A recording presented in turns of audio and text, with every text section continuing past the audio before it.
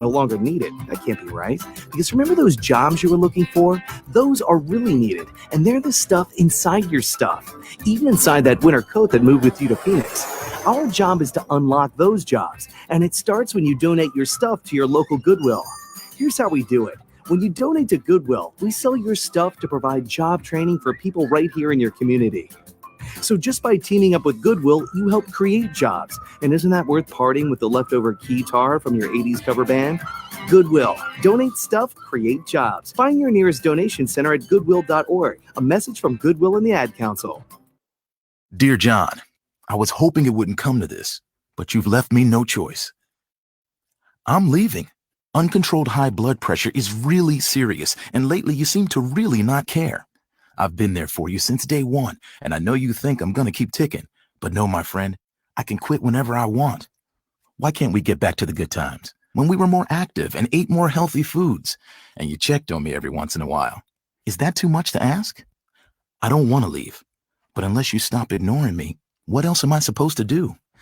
Remember, when I quit, you quit.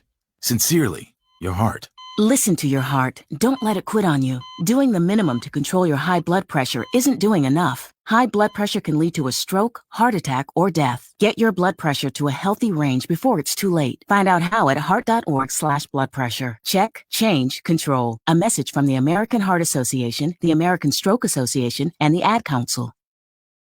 Hey, what's up, everybody? I'm Jason Derulo. I love that music connects to people all over the country. But unfortunately, so does something else. Childhood hunger. 15 million kids struggle with hunger right here. Together we can solve hunger. Hey, what's up, everybody? I'm Jason Derulo. I love that music connects to people all over the country. But unfortunately, so does something else. Childhood hunger. 15 million kids struggle with hunger right here in America. And yet, every year, billions of pounds of surplus food in the U.S. go to waste instead of going to the children in need. Feeding America is working to change this. The Feeding America nationwide network of food banks rescues this surplus of food to help provide meals to families in virtually every community in the United States, including yours. But they just can't do this alone. Join me in the fight against hunger in America.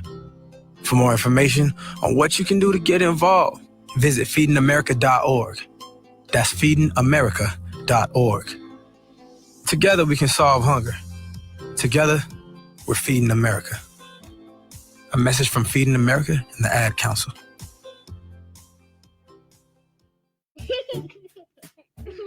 Hey, everyone. Let's all stop what we're doing right now and take a moment. That felt good, huh?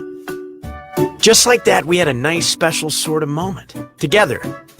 Of course, they don't all need to be quiet moments to be special. They could be loud moments, goofy moments, sporty moments, dorky moments, moments where we talk or walk or just hang out. It doesn't really matter. They all count. Because every time dads like us take a moment like that to spend with our kids, well, it's pretty momentous. Sounds like somebody agrees. So let's take a moment to make a moment. Today, call 877-4DAD-411 or visit fatherhood.gov. Brought to you by the U.S. Department of Health and Human Services and the Ad Council. Music is a bridge between the material and the spiritual. My name is Harvey Lauer, and I'm 82. As a blind person, you have to be aware that nobody can tell you what you can or can't do. You really have to try things. My folks got me a little radio in 1940, and that was the best Christmas present I ever got. When I was 11 years old is when I started to play music, play the piano, and then the accordion, and then the cello. My wife, who was also blind, was a good cook. When she died, that's when I started Meals on Wheels. America, let's do lunch. It's Meals on Wheels. 1 in 6 seniors faces the threat of hunger, and millions more live in isolation. Drop off a hot meal and say a quick hello. Volunteer for Meals on Wheels by donating your lunch break at americaletsdolunch.org. This message brought to you by Meals on Wheels America and the Ad Council. It's the Worldwide Sports Radio Network. Wow. That's nuts. It feels so weird not coming in with music because we got a copyright strike. It might have been us. Can you hear me, Jared? Merry Christmas, and to all, shut the hell up. Honestly. It's the Christmas episode of How You Know. Merry Christmas, Happy Kwanzaa, Hanukkah. Listen, it's festive. It's fun. It's so much fun. Welcome back. It's festive. It's fun. A comedy radio show, Christmas edition. Welcome back to the show, Jared. How are you feeling today? I like your hat. I woke up this morning feeling fresh, feeling rejuvenated. It's the holiday spirit. We got to get into it. I got up, I brushed my teeth, I took a cold shower because I was feeling it. Cold shower. Not because I didn't have any oil in my furnace. And I didn't have any breakfast, but I hydrated because I'm feeling good. Dude, cold shower? I can't do cold showers, man. I get so mad when it's like lukewarm water. How can you do cold showers? You know, the important aspect of a cold shower is, I'm not gonna lie, I didn't take one. I didn't do any of the things that I just said. I got into my house at 5 o'clock. I got into my house at 5 o'clock in the morning, and you texted me this morning. You said, "Where are the topics for the show today?" And I said, I got in at 5. I woke up. I was hungry. I took a piece of white bread. I put some Nutella on it. I called it breakfast, and now we're here. That's breakfast. Okay? That's breakfast. I had an egg wrap. No. Time to do egg wrap. I gotta get a smoothie after this. I'm hungry. I'm starving. Can we go full screen on us? Like, can we go like full screen on each of our and just switch back and forth? Yeah, you want just that instead of because like when we do, I want on Instagram, I want people like to see us for who we are instead of like split screen. So this is gonna be fire. Yeah, you know, and we just switch back and forth to whoever's talking or naturally. I like that. You know, but it's funny. I miss Peter. Peter's still not here. Peter's doing something. Don't laugh like that because you give suggestions as to what he's doing or what he's going through. I just think it's funny because something happened to you and then he got all freaked out and then it's happening to him now. Listen, people, I got the COVID positive. All right. I went in there. I got my nose berated by a Q-tip, which coincidentally has happened before. Whether if it was intentional or unintentional, that's my business. But it happened, and the nurse was like, "Yeah, you got it." And I was like, "I got it?" And she was like, "You got it. Please step 6 feet away from me." So I was like, "Word, I can't be kissing you right now." But I got it, but I didn't feel it. I was just a little sore. It might have been a false positive, I'm telling you, because when they said I had it, I just felt like my regular self. I was working out. I was drinking water. So it might have been a false negative, but Peter got the vid. Okay. He got it. All right. I'm going to say it right here. No. He didn't. He texted me yesterday. I asked him, I said, "Peter, how'd it go?" And he goes, "Oh yeah, I got a negative test." And I go, "Okay, so you're coming?" He goes, "But no, because you got to wait because I'm going to take another test and then I'm probably going to take a test after that." He just keeps taking tests until he's positive. I just don't think he wants to come back. I think 2 tests would be like would just be a good minimum, and then you can come back. I had somebody that took 2 tests that got negative. See, I knew people that were telling people they got COVID without taking a test, and they would get all freaked out, and then people would get freaked out, and they'd be like, "Oh yeah, I'm not positive, I'm negative." This is the only test you want to be negative in, besides the other test. No. You want to be positive. You want to be positive in some tests, like that test that you took 3 times. You definitely want to be positive with that. I can't believe it, dude. I'm so happy. I was like, I told you, and I was like praying in my seat. I was like, please God, please. It's like that the Dave Chappelle sketch. I'll suck a dick, please. You believe in God? Homeless. Of course, I'm Jewish. Jewish people believe in. Austin, I think if you believe in God, he would have had you pass the first time. I don't think he would have made you pay all that money to do all the. Dude, it cost $60 per test. You got a $60 gas packet for miles. Sucked. It's so not fair. You might want to yell when you have your prayers, because I don't think he's hearing you, cousin. And then when you fail, they're like all nice to you. But when you pass, they're such assholes. Like, oh, give me the paper. Oh, just get out. Go. When you That's fail, the same. You noticed that with driver instructors or the people that give you your driver's license when you take the driver's test. Oh yeah, when you fail, I did like a turn, a wrong turn, not to the corresponding lane, and she didn't say anything. She let me keep on driving. She let me complete the test too, and it was at the beginning. But when I made the turn, she made like a subtle sigh. She was like, "Oh, you failed." failed. What did I do? Automatic fail. She let me do the test 7 minutes. She let me like maneuver around stuff too. Like there was a dude with a snowblower out in the street. She was like, okay, do a 3-point turn, but do it around him. I was like, wait, who you think I am? Jason Statham with a Mini Cooper? How much do you want me to do?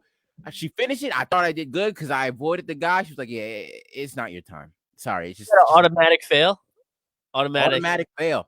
But then when I passed, actually, no, the dude that passed me was pretty cool about it. He was like, yeah, congrats, man. And I think the key was all the instructors that I had before then were women.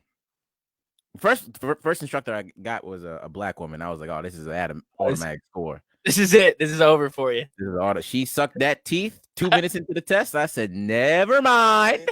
Did I almost I didn't know, this was back 5 years ago. I passed, but I got a 25 out of 30, so I almost failed. I got an automatic 20 points because there was some guy in the yield, some guy in the crosswalk, and I just kept on driving. I didn't let him cross. He was halfway. I just went around him. I didn't know you could do that. That was before the New York State law where if someone's in a crosswalk, you have to let them go. Now it's like big time, but I should have probably failed. But I can't parallel park for anything anymore. I suck at it. Parallel park? Dude, I don't know why I suck at it. I used to be really good, but I don't. When you don't do it, I don't do it at all. You don't do it. I don't do it in Suffolk County. There's no place that's parallel park. When it comes to parallel parking, all you got to do is just swing that wheel all the way to the right. I always do it to the left, like an idiot. Why do you do it to the left? For some reason, I think the car goes backwards. I don't know. I overthink it. No, you swing the wheel to the right. The wheels point that way. Therefore, when you back up, you'll go like this. That makes sense. But you should see me like I drive in the city. My dad's got a parallel park because it's just too embarrassing for me.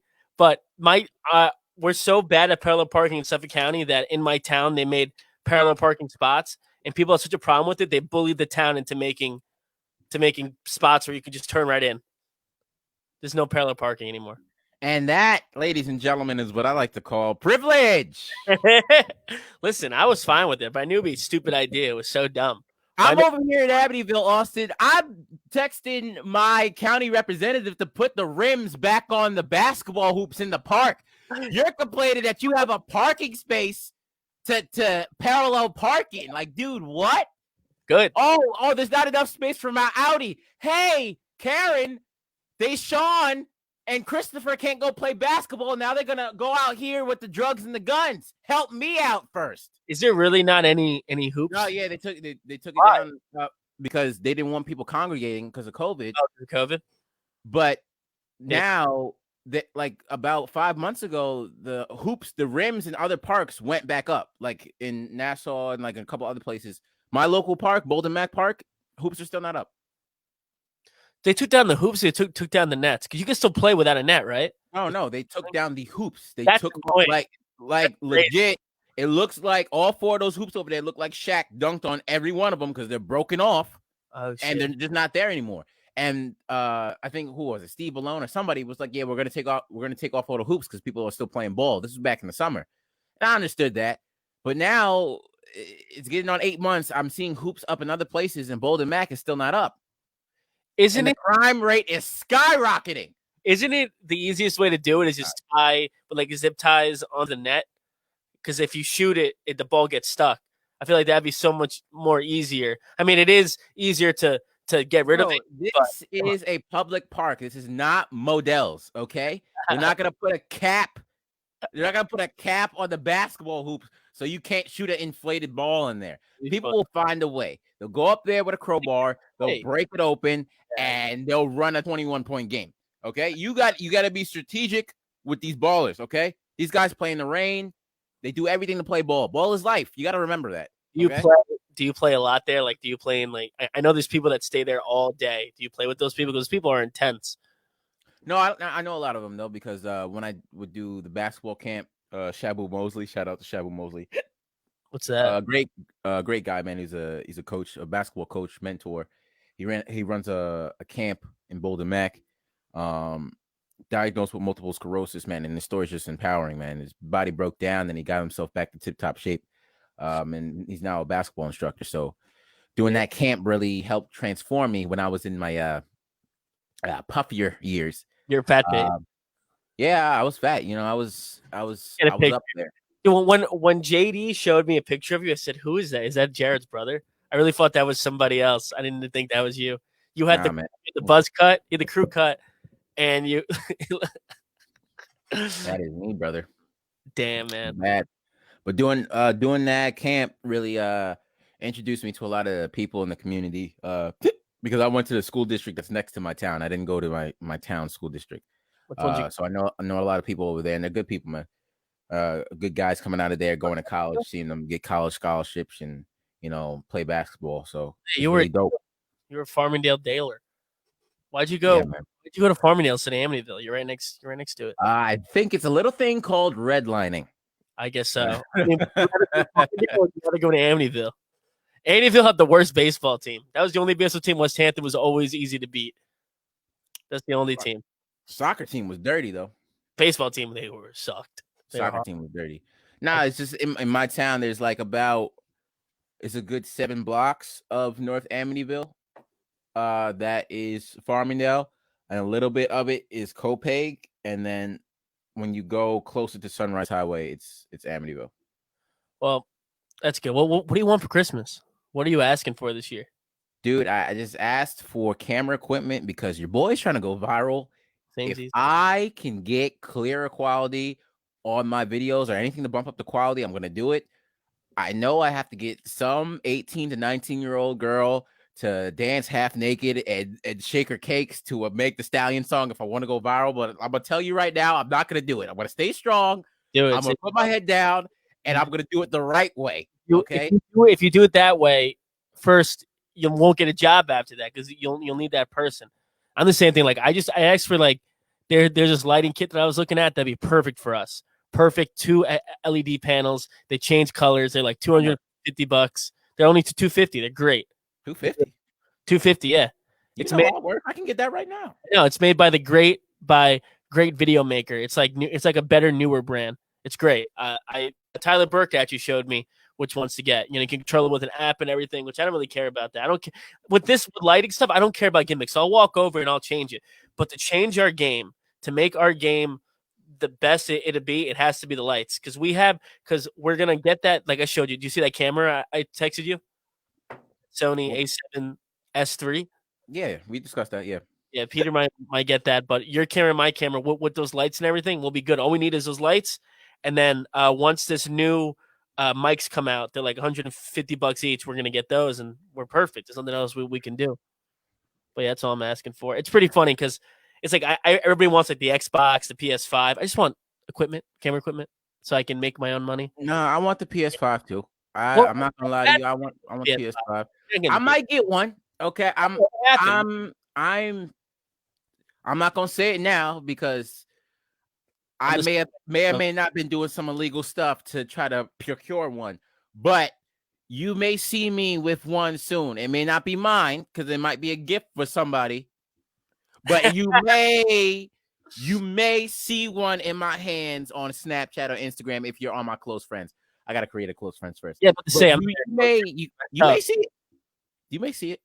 I was thinking about it. I'm just gonna wait. I'm gonna get the Xbox one but I told you they built the PC and it beats the PS5 and the Xbox. But dude, it does look good. It does look good if something fell off the truck a little bit. One of these. Did you see Cardi B bought 11 of them? She just flaunting that. She's just showing it off. I would never want to show that. She's gonna get robbed. I don't worry about getting robbed. She gets robbed every day when Offset walks out the house and cheats on her. Come on now. This lady, she's from the Bronx. She's prepared for it. She just wants to flaunt. Let her do her. Let her do her. She's not gonna get Kim Kardashian. If you go rob Cardi B, she'll rob you right back. Probably she'll just kick your ass. So kick your ass. If Cardi B was in the same situation as Kim K in Paris when they took her jewels, it would have been totally different.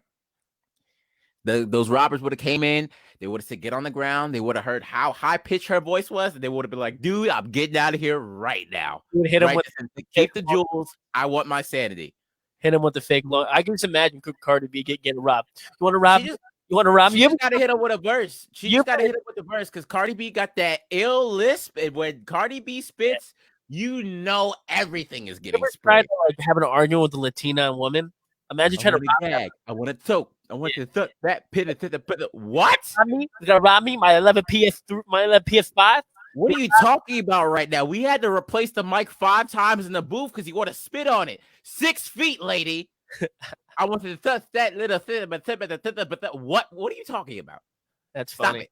Damn, that'd be a good sketch. Trying to rob Cardi B. Imagine Cardi B trying to play PS5. Hey, what's up? You know, Bodak Yellow, Call of Duty. It's really Call of Duty. Free. So I've been playing a little bit on my PC. That game is fun. I like it. I like Call of Duty. It's fun. I don't like Warzone, but I like Call of Duty. Warzone is where it's at. Dude, I can't do it. Me and my boys get on Warzone. Shout out Taiwo Anderson. Shout out Jair Ewa. Shout out Michael Martin. Shout out Del Voltaire. We get on there and we get dumb. And you might see me start a Twitch soon because it's comedy.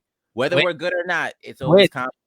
You know what? Speaking of Twitch, that coincides with my game here. So let's play the game and then we'll go to the weekly recap. Are you ready for the game? I'm putting the 2. Are you ready for the game? All right. So listen. Go ahead. So do you know anything about what happened at Twitch? I'll read it to you. No. What happened? Will no longer allow streamers and commenters to go wrong calling one another simps. The term, a recent favorite in the Twitch community that will nominally refers to men who seem desperate for women's attention, that's you, will be banned when used as an insult under Twitch's upcoming revamp of their harassment policy. So speaking of this, I have a little game for you. I call it, what can you say on Twitch? I'm going to give you 3 of them, all right? Here's the first one. Can you say virgin or can you say celibate? One of these words is banned. Which is the banned word? Is virgin banned or celibate banned? Is virgin banned or celibate banned? Yes, if you well, say I feel like if you're on Twitch, you're both. That's why you're going to be on there soon. And I feel like they have like these little AA meetings where they talk about the lack of sex. So I feel like the word celibate would be a proper word that will be used. So I'm going celibate. Celibate. You think celibate is banned? Oh, no, I'm sorry. I think celibate is a word that you can use. So I'm going virgin. You can't use virgin. You are correct. Virgin is banned. You cannot use the word virgin in any form. Okay. Yep. Now, what word is banned? Pornhub or incel?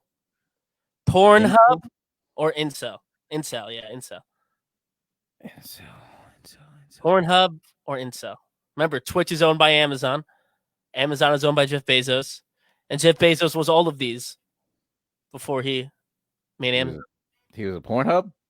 He's on Pornhub probably. He probably was on Pornhub a lot. What category do you think he's under in Pornhub? Easily stepsister. 100%. Stepsister.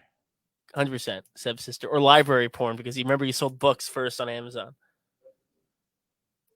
I think he's on BBW. Think so? With that head of his, he's probably into big bald woman.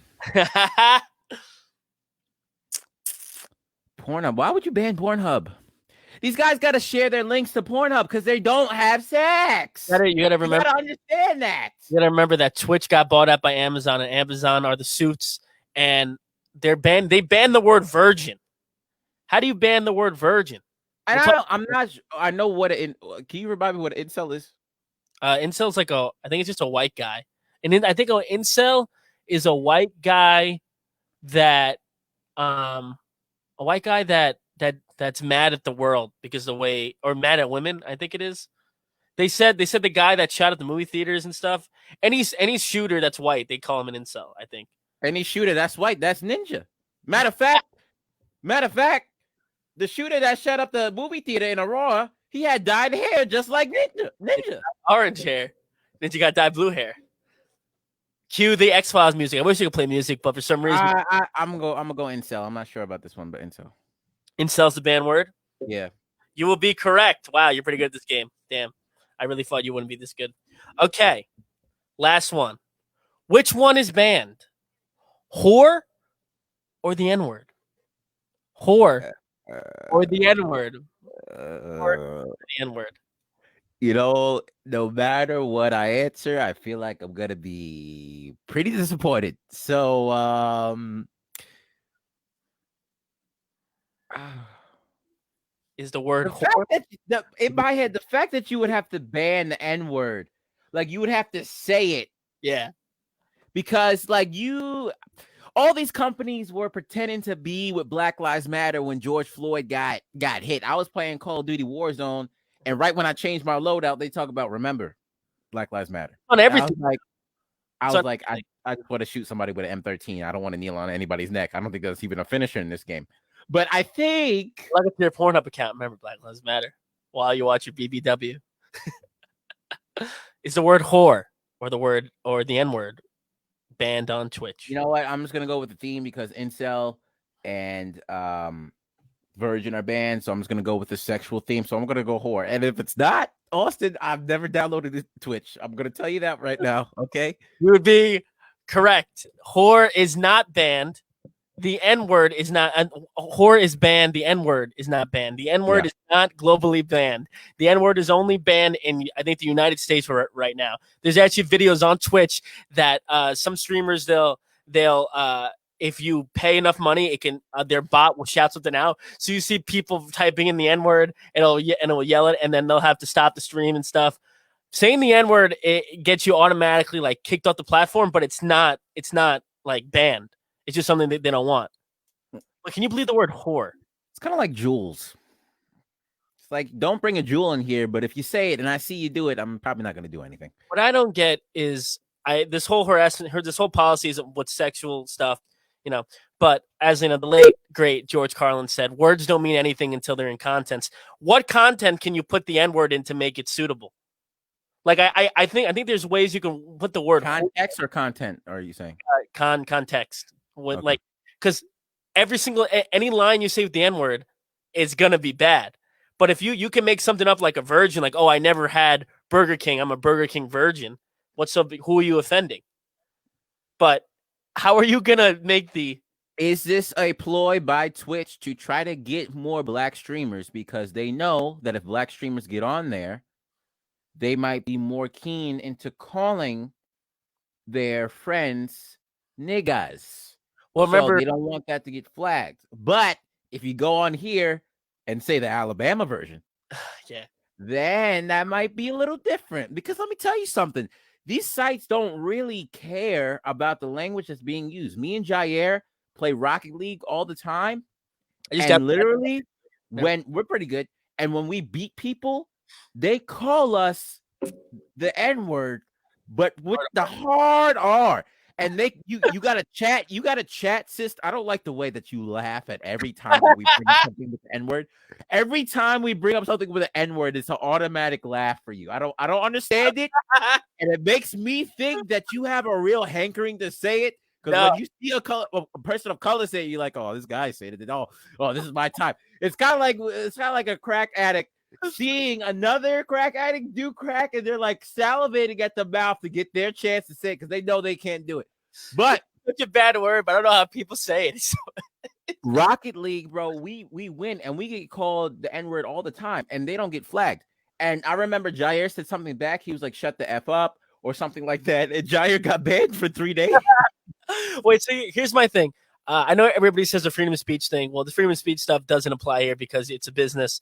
You sign community guidelines, so it's not your right to say the N-word on Twitch. But do you feel that these corporations and stuff, just like radio, like terrestrial radio, and everything else in this world, censoring everybody, do you think it's a bad thing? I think it's a good thing that they're gonna ban the word, the N-word, and that's good. You shouldn't say that word. But virgin, incel, simp, that kind of stuff. I don't think it should be. I mean, if you make fun of somebody, you should get in trouble. But how are you gonna ban? How are you gonna ban words and everything? I mean, when you ban certain words, you create the context to say this word is bad because of this reason or whatever So reason, whether it's lineage or whatever legacy. When you do that, you open up the opportunity for people to try to convince why other certain words should be used because they can compare it. So you shouldn't say the N word because of racism. Okay, you shouldn't say the F word because of the systematic, not systematic, excuse me, because of the abuse of people from the LGBTQIA community. So when you do that, you can go tit for tat. This is to that as that is to that. So you open up the opportunity when you do that. The problem is us as humans, we don't agree on everything. There are a few things that bind us together.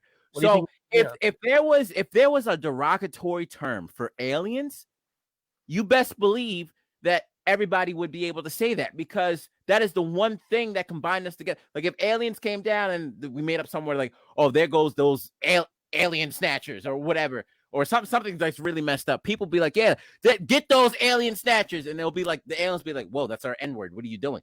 There are very, very few things that could be binding to us, whether it's like maybe, I mean, the abuse of kids or, you know, George Floyd. There are very few things like that. But because we are so different, people will come up with reasons for their own doing as to why words shouldn't be said. So this opens up the floodgates for a lot of people to state their case and to make their opinions and to have their voice be heard. Here's the thing with me is that anybody can be offended by anything. Like anybody. So if you're going to go around looking for words, like you're always going to find something wrong. But again, I'm one of these people that's like, let the kids play, let the people do what they want to do, and then go up and then do what you have to do, but ban people. But words like the N word should be banned, the F word should be banned. There's certain words that definitely should be banned because in no content will it be suitable. It's like it's like when people in the spelling bee. You ever see that Donald Glover sketch when he has to spell? Yeah, that's one of my favorite sketches. And you use it in a sentence. What sentence are you going to use in it? So that's my thing. I mean, honestly, I think if when we go on Twitch, I think we should make our own, not our own language, but our own words, and see if we can get people to catch on and see how many words we can get on the ban list. Like have. Instead of using incel, use like a different. We could come up with something more creative. Where let's see if Twitch would put it on the banned word list. See how far you can go. I think that'd be a funny. I just want to get words that shouldn't be on there, like cavity or something like that. Like you're cavity. Yo, what? You're cavity. My grandmother had 12 crowns put in right before she passed away. How could you say that? That'd be the greatest. That'd be a good sketch where we're at like the dictionary and we're trying to figure out words that we don't like anymore. How can we get these words banned? You know, I'm sick and tired of spelling amazing. I always forget that, or assassin. I always forget about extra A. Bro, you got to stop giving out our ideas, man. Like I know no one listens, but like still, you never know. You never know if one of these producers get on here and like, hey, here's my thing about it. We say it out loud. I have all the recordings. It's easy money. Let them make it. And let us get the money. It's awesome. Man. Before we move on to the recap, do you want to go on Twitch? Because I think we should put our shows on Twitch too. I would just go on Twitch for me, like just to have fun, like playing video games.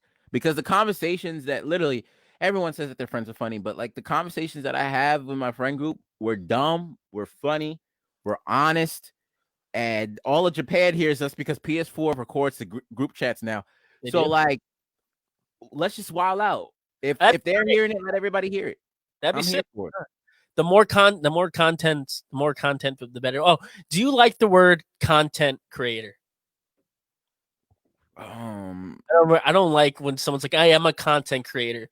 Well, it's kind of like when people say, "Oh, I'm an undecided major." You know, you haven't found your way yet, but you're doing it. I don't know. Content creator. You don't know what you're majoring in, but you're paying for college credits. That's the thing. I don't know. When people say I'm a content creator, just like, all right, I am too. I took a pay. Like, I don't know. I just think it just sounds so not cool or whatever. Like you're a content creator until you have enough experience with what you're doing. So like you say a girl who does makeup, oh, I'm a content creator, or a girl who does hair, like, oh, I'm a content creator.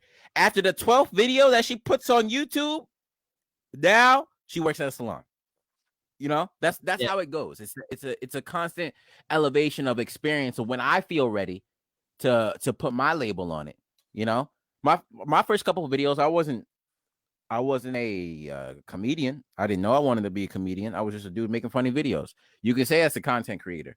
After I got a certain level of recognition and admiration from people, like, yo, keep on doing that. You know what? This is something I can do. Let me pursue this. Boom, comedian. So like, you just got to give yourself time until you feel comfortable in order to say something. Guys like David Dobrik, I don't. He's a content creator until he gets into something. Then he can put a label on it. But that guy does a lot of things. Well, and the all-encompassing thing of it is that he's a content creator. I really like to watch, because this is what we want to do, like YouTube stuff. It's like I really like to watch and see, and it's just I'm up to a point now where I think we have original ideas compared to anybody else. Because if you go into anybody's like merch store, it's all the same. Like they copy a Virgil, the guy from the Louis Vuitton guy. Yeah, I'm at TJ Maxx the other day, and I see a Grateful Dead. I see a Grateful Dead sweatshirt, and then I go online. I see the same exact sweatshirt except it says David Dobrik on it. I think we're at the age where the time where right now, if we can make something that's a little bit different than everybody else, we'll be golden. I'm peaking. But yeah. Oh, you do that when you keep on your own track, you know, and just I was watching Ugly Delicious. It's a great series with Chef David Chang on Netflix. It's dope. It's a really dope show because one, I love food, as you could tell from pictures of me from 8 years ago, and also I love learning about other cultures through food. And he has like a lot of comedians on here, and he does sketches with them. Nick Kroll, Ali Wong, and Aziz Ansari. But they were talking about food, like classical Chinese food, fried rice, specifically. And one of the guys was like, you know, a lot of the parents of Chinese-owned restaurants, they passed the restaurants down to their kids to keep on the same track as to what they were doing when the parents owned the restaurant. Yeah. But it was like, the guy was like, but you have to experiment. You do stuff when you were younger because you didn't know better. You're dumb. You didn't know that wasn't actually attainable to do because you don't have the knowledge. Yeah, when you grow older, you become in a box because you know the boundaries. But it goes when you're younger, that's when new stuff gets created. It's because you don't know the boundaries. So you're just searching and you're just firing away. We just got to stay young. No, ignorant is really bliss, because like there's some stuff with comedy where you write a sketch, you're like, man, it's like a little bit close to this sketch. I've been in writers' rooms. You know what it is? You do the Quentin Tarantino. You like it, you write it. If it's the same thing, who cares? You're making something. It's old. Those people that made old stuff want you to use their style. I was watching a Francis Ford Coppola directing a little miniseries thing, and he talks about how he gets people all the time asking him like, hey, this movie copied your shot.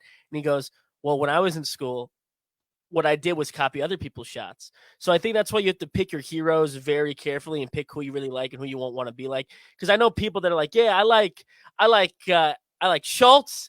I like Amy Schumer. Okay, those are like two different completely wavelengths. Where do you want to be on? And I think when you really pinpoint that is when you become really good. It's when you step up your game. Well, there's nothing wrong with that. There is nothing wrong with that because I have the belief that I don't have a specific favorite comedian, or I don't have a hero. The only hero that I will have is me, because not even Dave Chappelle is not your hero. What? Do you know Dave Chappelle? You don't model Dave Chappelle's. I admire his work, but Dave Chappelle is not my hero. My hero is me, and the person who I'm going to look up to, would be me. And I have the power to do that because I have a selection of all other people that I can look at and I can study. I can have Carlin's analysis of the world. I can have Chappelle's ability to put racism in the prison of comedy. I can have John Mulaney's stage presence, hopefully not his addiction. I can have Sebastian Maniscalco's stage energy. When you pick and you cultivate from all these people to look like, and you pick the things that you like and you put that into yourself, you therefore become a unique person. Then you become the hero of yourself, and then you can become a hero of another person that they can look up to you. Well, I'm not saying that thing that people like, oh, like Amy Schumer, like Andrew Schultz, but it's like, what kind of comedy do you make? And my question would be, what do you look up to them for? Because if you look up to them for their raunchiness or how far they'll go out on stage and how taboo they are, then that'll be But if you like two different things, if you like Schultz's connection with Schultz's connection with culture, and you like Amy Schumer's ability to be self-deprecating but also funny, and you can take those two things and combine them and then make it unique into yourself, that's dope. Because you're recognizing something that's dope that you can see within yourself, implementing that into your game, and you added another thing to your bag. But if you do it the way they do it, and the way that the people that you look up to do it, you're becoming a whole person that is so new to the game, no one has ever seen it, because this person is created through the construct of your perspective. That's what you want to do. And that's dope. So when people ask me who's your favorite comedian, I study them all. I love them all. Even my friends who are comedians, Jared Schwartz, Matthew Arvalo, Michael Scott, Wanell Riley. I study these guys because I like them, and there are things that I can implement into my game. But then you got the big hitters, Bill Burr, obviously, stuff like that. I study all of them. I appreciate all of them because I see a little bit of my them. That's what I tell people when people all the time they ask me, and I go, well, my top three is Carlin, Eddie Murphy, and I probably say sometimes I say Chappelle and stuff, because those are my top three. But I always take from everybody else. Anytime I go to a comedy show, you have to take. But I'm talking about when I'm talking about the Schultz or the Amy Schumer thing, and you ask people like who do they like? Sometimes it's just so funny where they like two completely comedians. I think it's awesome. But that's what you have to do. You have to study the greats. You have to understand why they're funny. Too many people try to go out there and just try to be like a Chappelle, where he makes a lot of like racial comedy, where they're making jokes that aren't there. The best thing about Chappelle is that it's there, but no one's noticed it. And that's what you got to do. You got to pick apart everybody else. You gotta do what you want. Yeah. Want to go to the weekly recap? Yeah, let's do it, man. We're gonna start our weekly recap, man. One of us gives a recap of our week. I believe it's gonna be me this week. Yeah, we give three things. Two of them are the truth. One of them is a lie. Austin's gonna have to decipher which one is the truth. Oh, I got this. I got it. Which one is the cap? I'm so ready. All right. What is it? Let me hear it. Let's see. I witnessed a fight amongst cousins. That's plausible. In Brooklyn. In Brooklyn. Wait.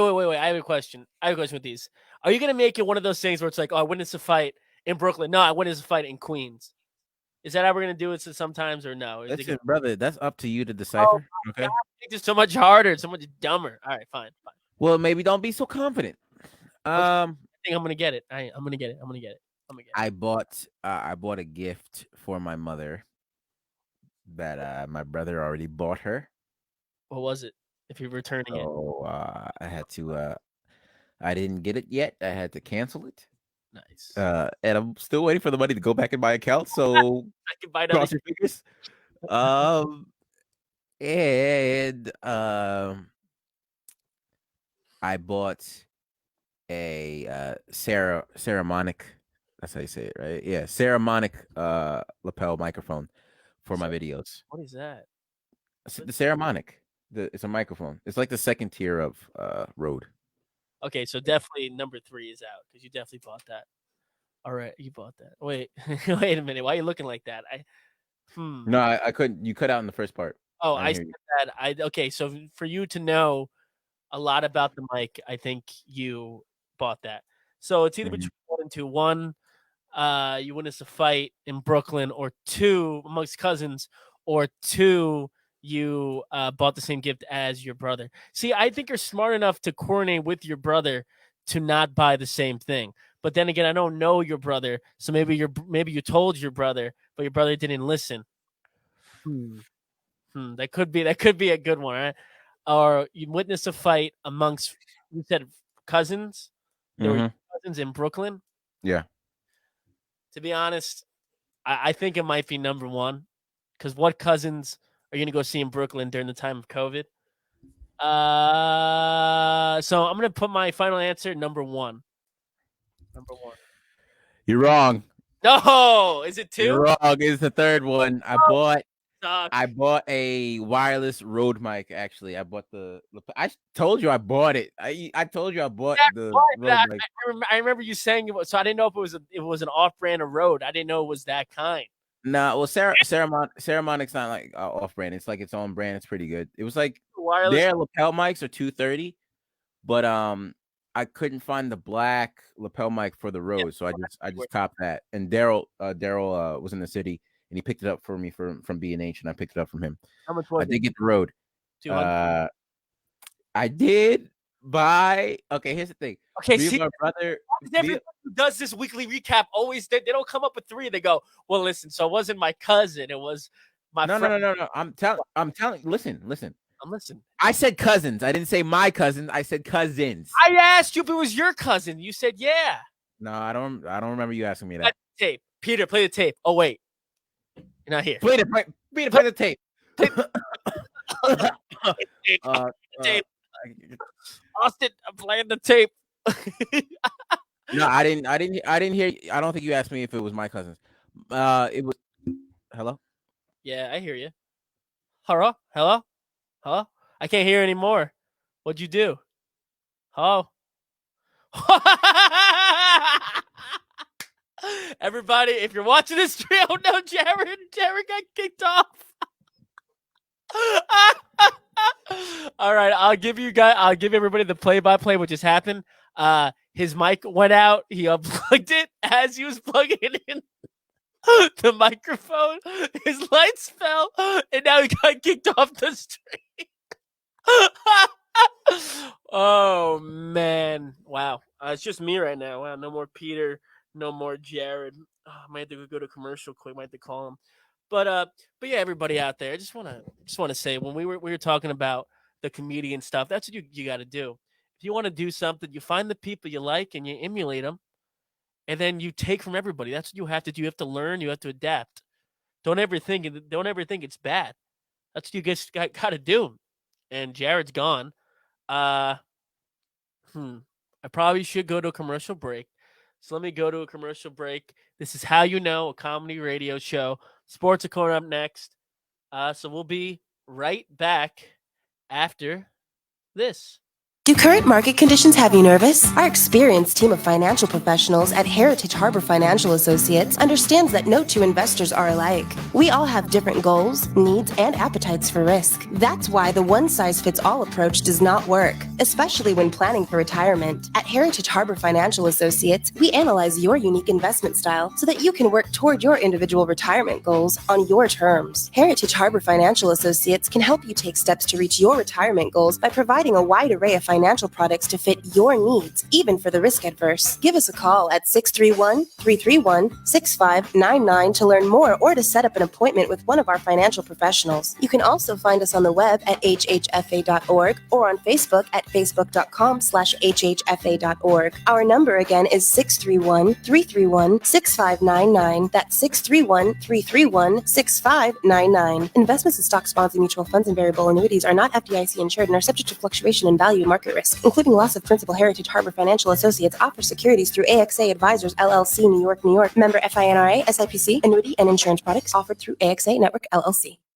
Be fearless at MMA Long Island and Seituha Karate. Located at 28 Colt Court in Ronkonkoma, MMA Long Island is the martial arts school for you if you want to learn combat-proven techniques, build confidence, discipline, and self-esteem while learning real martial arts to fight back against bullies, predators, and peer pressure. MMA Long Island offers group and private lessons for all ages and levels in traditional Goju-Ryu Karate, MMA, and self-defense. MMA Long Island is one of Long Island's most affordable martial arts schools. There are no promotion, belt, or membership fees, and family discounts are available. All classes are taught by 7th degree black belt Sensei John Benedict with over 30 years teaching experience. So whether you want to get in the ring or protect yourself and your family, MMA Long Island can help you reach your goals. Visit MMALongIsland.com. That's MMALongIsland.com or call or text 516-381-9660. That's 516-381-9660. Of course my kid's in the right car seat. Well, I think he is. Yeah, my kid's in a booster seat. He was ready to move up. He is ready, right? Her car seat looks like the right size. There are probably rules on when to move up to a booster seat, aren't there? Rear facing, forward facing. I think I have it right. Car crashes are a leading killer of children 1 to 13. Are your children in the right car seat for their age and size? Don't think you know. Know you know. Go to safercar.gov/the right seat. I know my child's in the right car seat, or else I wouldn't get in the driver's seat. Brought to you by the National Highway Traffic Safety Administration and the Ad Council. You don't usually get a stock tip from a 16-year-old, but I'm here to tell you about a different kind of stock. It's called Better Futures, a stock for social change that's not about making money. Instead, you invest to help students like me go to college. This is beyond a simple donation. It's the opportunity for America to invest in its kids and take an active stake in the future of the country. The return on your investment isn't money. What you get back is knowing you protected our potential. So one day, that potential can grow up to become surgeons and architects, executives and engineers, people who can change the future just by being a part of it. My name is Alicia, and I'm your dividend. Invest in better futures with UNCF. Visit uncf.org/invest.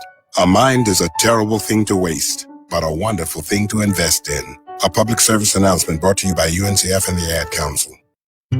This is Nnamdi Asamoah. I play football for the Philadelphia Eagles, but what I do off the field with United Way might be more important. I'm a volunteer tutor and mentor. Why? Because over 1 million kids a year drop out of school, and that's not okay. It takes 12 years to create a graduate, but it takes about the same time to create a dropout. And the difference between a child becoming one or the other could be me, or it could be you. Studies show that if we get to these kids earlier, their chances are better. And kids who read well by 3rd grade are more likely to graduate. So join me in United Way. Suit up and take the pledge. Become a volunteer reader, tutor, or mentor. Because when a child succeeds, we all succeed. Give, advocate, volunteer, live united. Take the pledge at unitedway.org. It's the Worldwide Sports Radio Network. Well. Look who's back. Dude. I got that whole thing. You're lucky. You were right. I got that whole thing, right? I can't see you. Hold on. All right, wait. Here we go. Can you see me now? Wait, I got to take off this thing. Come on. Dude. Oh, my Wi-Fi went out, and then bro, I heard like rumbling on the roof, and the light fell, and I was like, Santa, and I got so scared. I just gotta tell you right now, I had you to full screen when all that stuff happened. I don't think you did. I think you're lying. I swear. No, you're lying. You're lying. You took the pause. I told the audience already. I said, everybody in the play vibes, dude. The best part was, yo, can you hear me? You know what it was? It was one of those really bad. I looked up and I saw there was a white light still on my camera. I was like, No, you know what it was? It's like one of those fake scenes one of those scenes in an action movie when like the action's about to happen, when someone's having a Zoom comp or something, like, hey, can you hear me? Wait, I can hear anymore. Whoa! And all the bad stuff happens, dude. It was like a bad movie. Oh, you went, can you hear me? I can't hear you. Let me fix my mic. Look up, light comes crashing down. You look at the stream, disconnected. I don't know what happened. We back.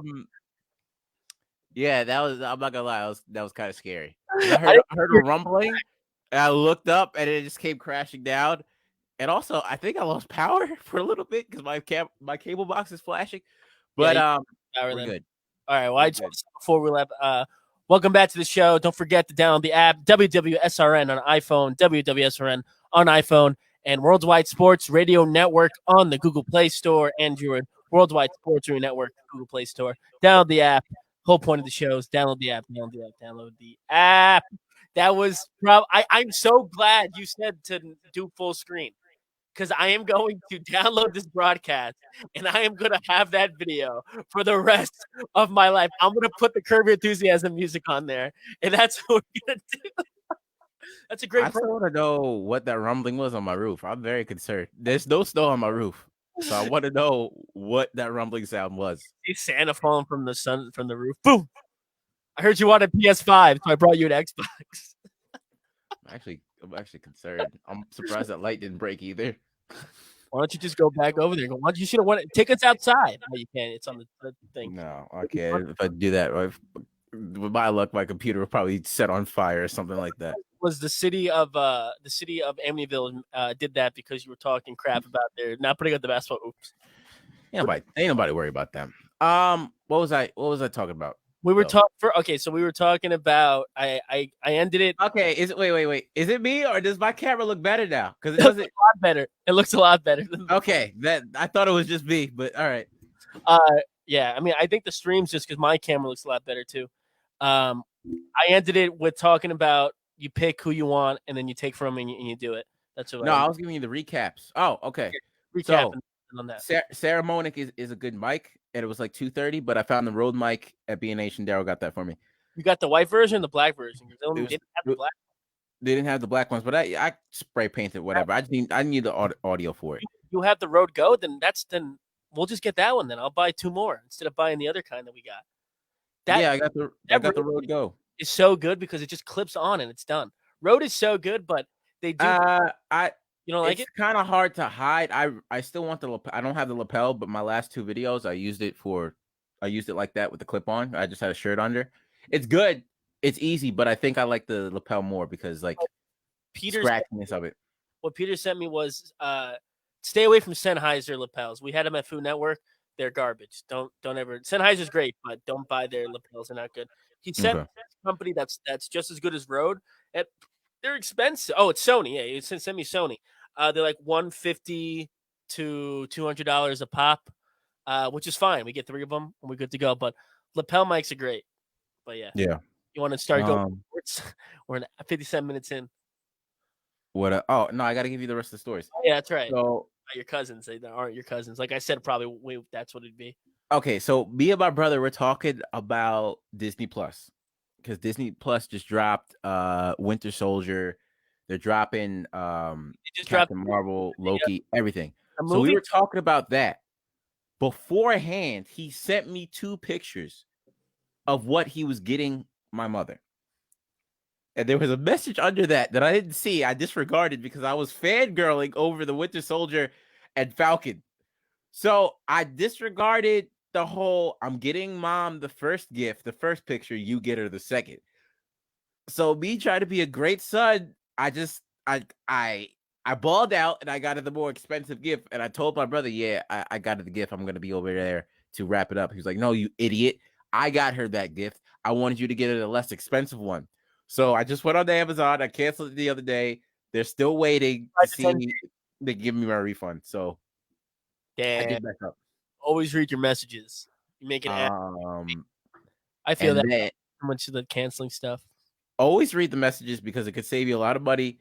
And never try to be the better son. No, okay? no, always try to be the better son because anything that you do that's better than the good son, you look the best.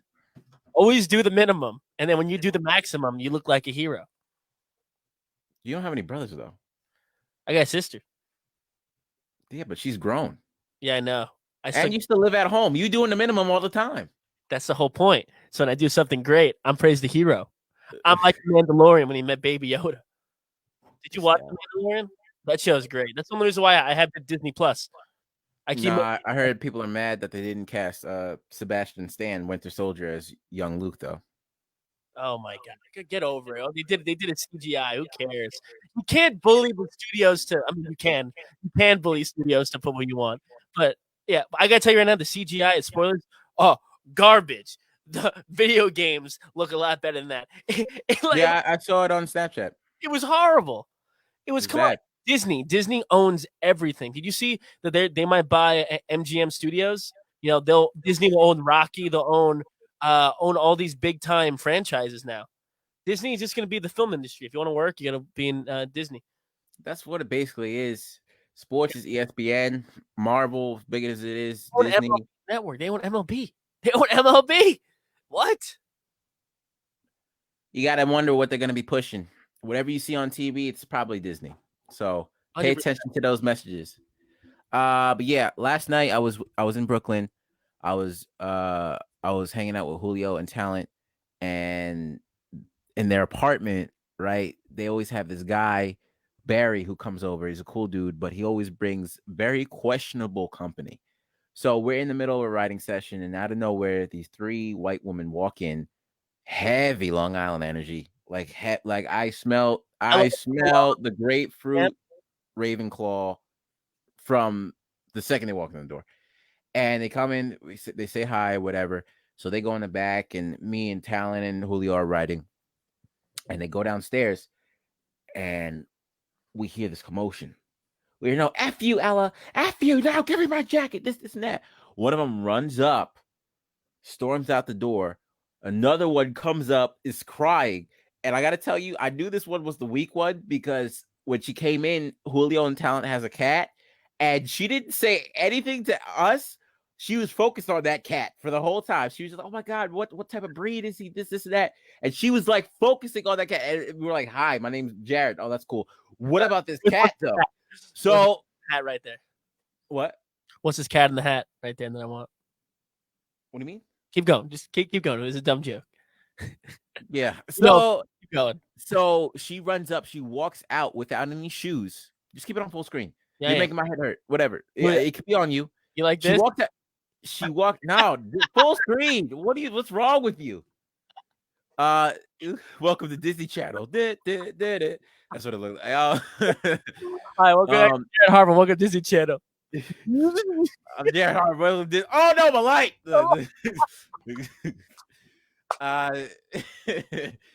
She walked out with no shoes, right? And damn, my hat. She walks out with no shoes. One of them comes up crying. So apparently, the one that walked out with no shoes tried to fight her cousin downstairs. Naturally, she comes back in, and like they tussle, they fight, they throw hands, and like she walks out again. Then she comes back in, still with no shoes on, and she goes, "Listen, it's my cousin. It's blood. I'm not gonna fight her." She walks in the room. 2 seconds later, all you hear is like a mirror crack and like the bed shake. That one runs out of the room, goes outside again. The 2 other girls come out. One's crying. The other one's trying to hide under Talon's bed. It was a mess. And I asked where they're from, and they're like, "Oh, they're from Amityville." I said, "Huh?" It's like, yeah, they're from Amityville. Like they're Massapequa. Did you hear about the basketball hoops are still not up yet? That's why she was mad. She was like, "When are they gonna put up the basketball hoop?"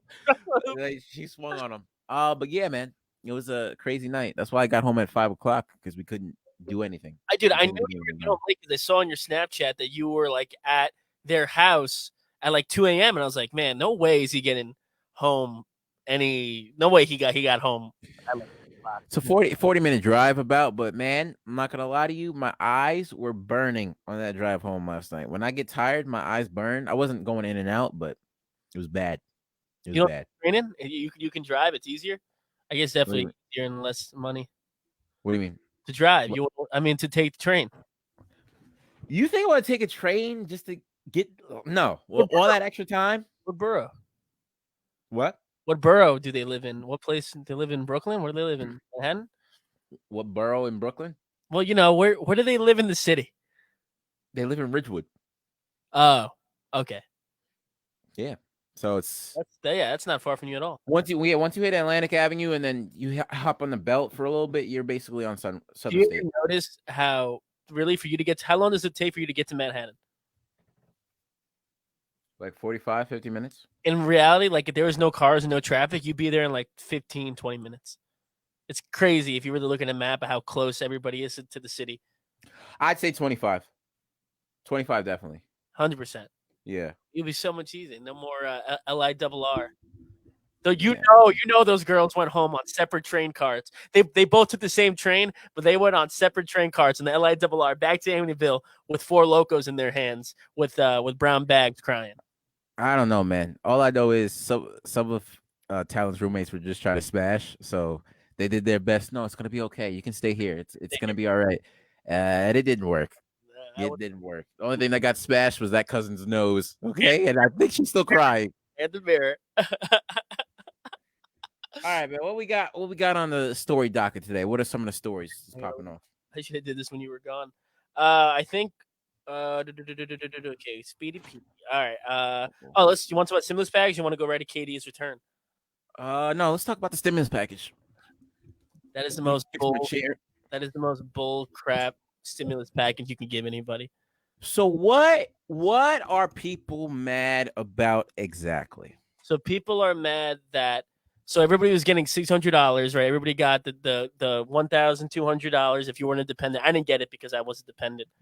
So you got that, and then if you were on unemployment, you were supposed to get plus 600. So people were getting that. So it was 182 plus 600. So you were getting 782.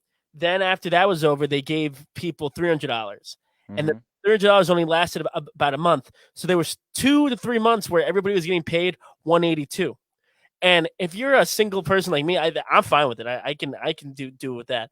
But people that have like families, like I know a couple people that said like I know a mom that has 3 kids that got laid off because of COVID. She's only making 182. 182 in a family of 4 is like $5. So people are mad that it took this long, right, for them to come up with this big stimulus package to only give $600. People would be happy if they gave people back pay, maybe $300 for all those times you got paid 182. But again, it is free money. I mean, it's not free money. It is unemployment money. You still have to get taxed. So tax season this year is going to be hell. People are getting in trouble. But there's just some people can't get jobs. Some people can't leave the house because they have kids, and the kids have to be at home at school. So, I mean, $600 is not enough. I see that Trump is trying to block it, trying to give everybody double that. But so here's my question. Yeah. With the 600, this is not per month, right? This is just like the regular 1,200 that we got before. So the $600 would be per week now. 182 $600. $600 per week? Per week, but then people will get if you weren't a dependent, if you got the last stimulus check, you're gonna get another stimulus check for $600. But people on unemployment are supposed to get plus $300 a week plus their 182, so 482 in all. I'm pretty sure. 482 a week. 482 a week, yeah. Times that by 4. That's hold on. Wait, hold on. 4 times. Wait. That's like 1,982. I guess so. So that's $2,000 a week. Yes. $2,000 a month. Yes. 24,000, which for a single person of our age should be okay. But like you said, with a family of 4, it's not going to be all right. All right. So my theory is this a foreshadowing from our government that whatever they plan on doing with this vaccine is going to open up the country back to a state where you can at least find a job, where there's going to be more economic opportunities? I would guess so, but they were coming up with this stimulus plan all throughout before the trials of doing the test for the COVID vaccine. Mm-hmm. But I just think it's a bad plan. They put no thought into it. I hope that with this vaccine stuff, when people take it, we can go back to semi-normal, going to get jobs. But it's like some stuff like when I was working at Food Network, I wasn't allowed to do it. I was under contract. So I wasn't allowed to get another job until my contract expired. Or doing stuff like that, giving people this less money. But no, I don't think they're foreshadowing because nobody knows. I don't know, man, because these vaccines are becoming more and more prominent. Like they're doing everybody in the nursing home. Everybody, I believe, the nurses too. I know they're definitely giving it to elderly people. And if you work at a hospital daily, you're 100% on the list. Yeah, all my friends who are nurses, yeah, their Christmas presents are the COVID vaccines. You ever notice friends you have that are nurses? Never doctors, but it's like a lot of people I know are just nurses. You ever notice how much? This is gonna sound messed up. You ever notice how many like people are in the medical field that are like Asian and also West Caribbean, when those are the two maybe most holistic cultures in the world. Like I'm pretty sure, like in Asia back in the day, to cure a sickness, you would have to have like a dragon breathe into your mouth or some mystical stuff like that. Was born. In the Jamaica, if you have cancer, they take half of a coconut and a yucca root and they mix it up into a spiritual bowl. You drink it, and then out of nowhere you grow 6 feet. Like it's kind of interesting to see how like the Western Hemisphere has taken from these cultures the people, but when it comes to their holistic dealings, we don't really honor that. It's interesting how we like gentrified a whole people. Here's another thing. Do you ever notice those people you go to high school that are like very like party every single day? They don't care about school, or like very like druggy become teachers. Do you notice that? Do you notice that? Oh yeah, that's all the time. Yeah, but can you believe that? I think that's so funny. You see that in college? You got all these education majors. College, yeah, where it's like the people that are supposed to teach the kids are the people that are doing backflips on a table in beer pong and can't count. It's a Tuesday night at Mug Night. People dance at the party. Oh, so what's your major? Oh, education. Oh yeah. I'm doing my first stand-in tomorrow with the class. I'm going down to elementary school. Yeah. No, let me get 3 more buttery nipples. What? No, it's more like, oh, I'm a teacher. Yeah, I have a stand-in tomorrow. Wait, hold on. Yeah, tomorrow's my first day. You know that's what's only on. You know that the most party people, either women or men, the most, if you partied more, you were like gonna be a teacher. Yeah, I'm gonna teach these kids how to do flip cup. A lot of those soccer girls. You're right. Education. A lot of. You gotta think. A lot of these teachers have demons. 100%. Like we think they're regular people and we can't see them outside the scope of what we see them in school, but they're regular people.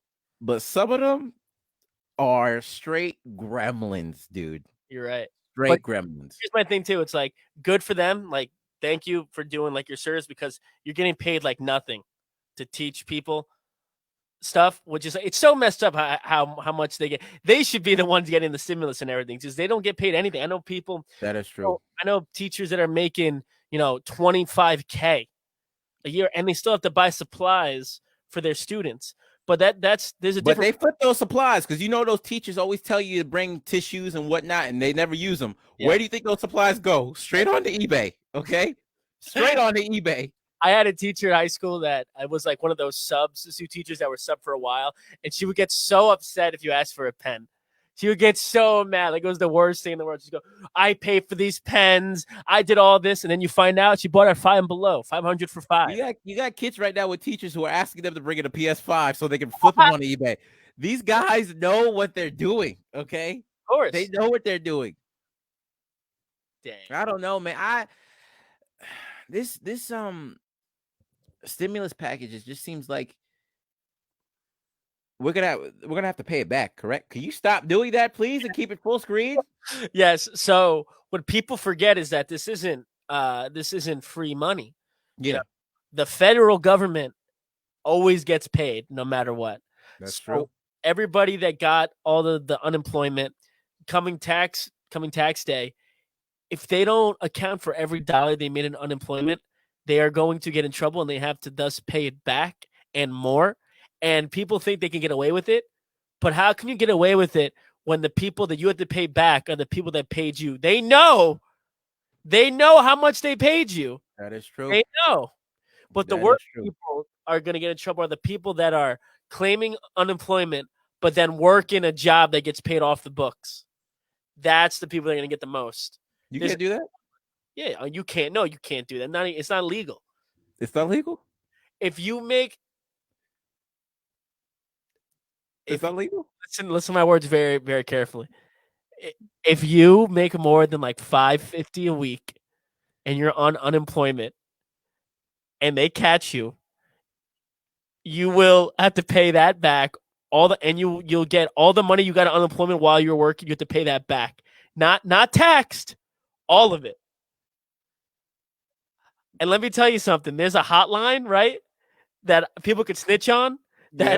That if people know that you're on unemployment and you're working, they get paid double how much they paid you.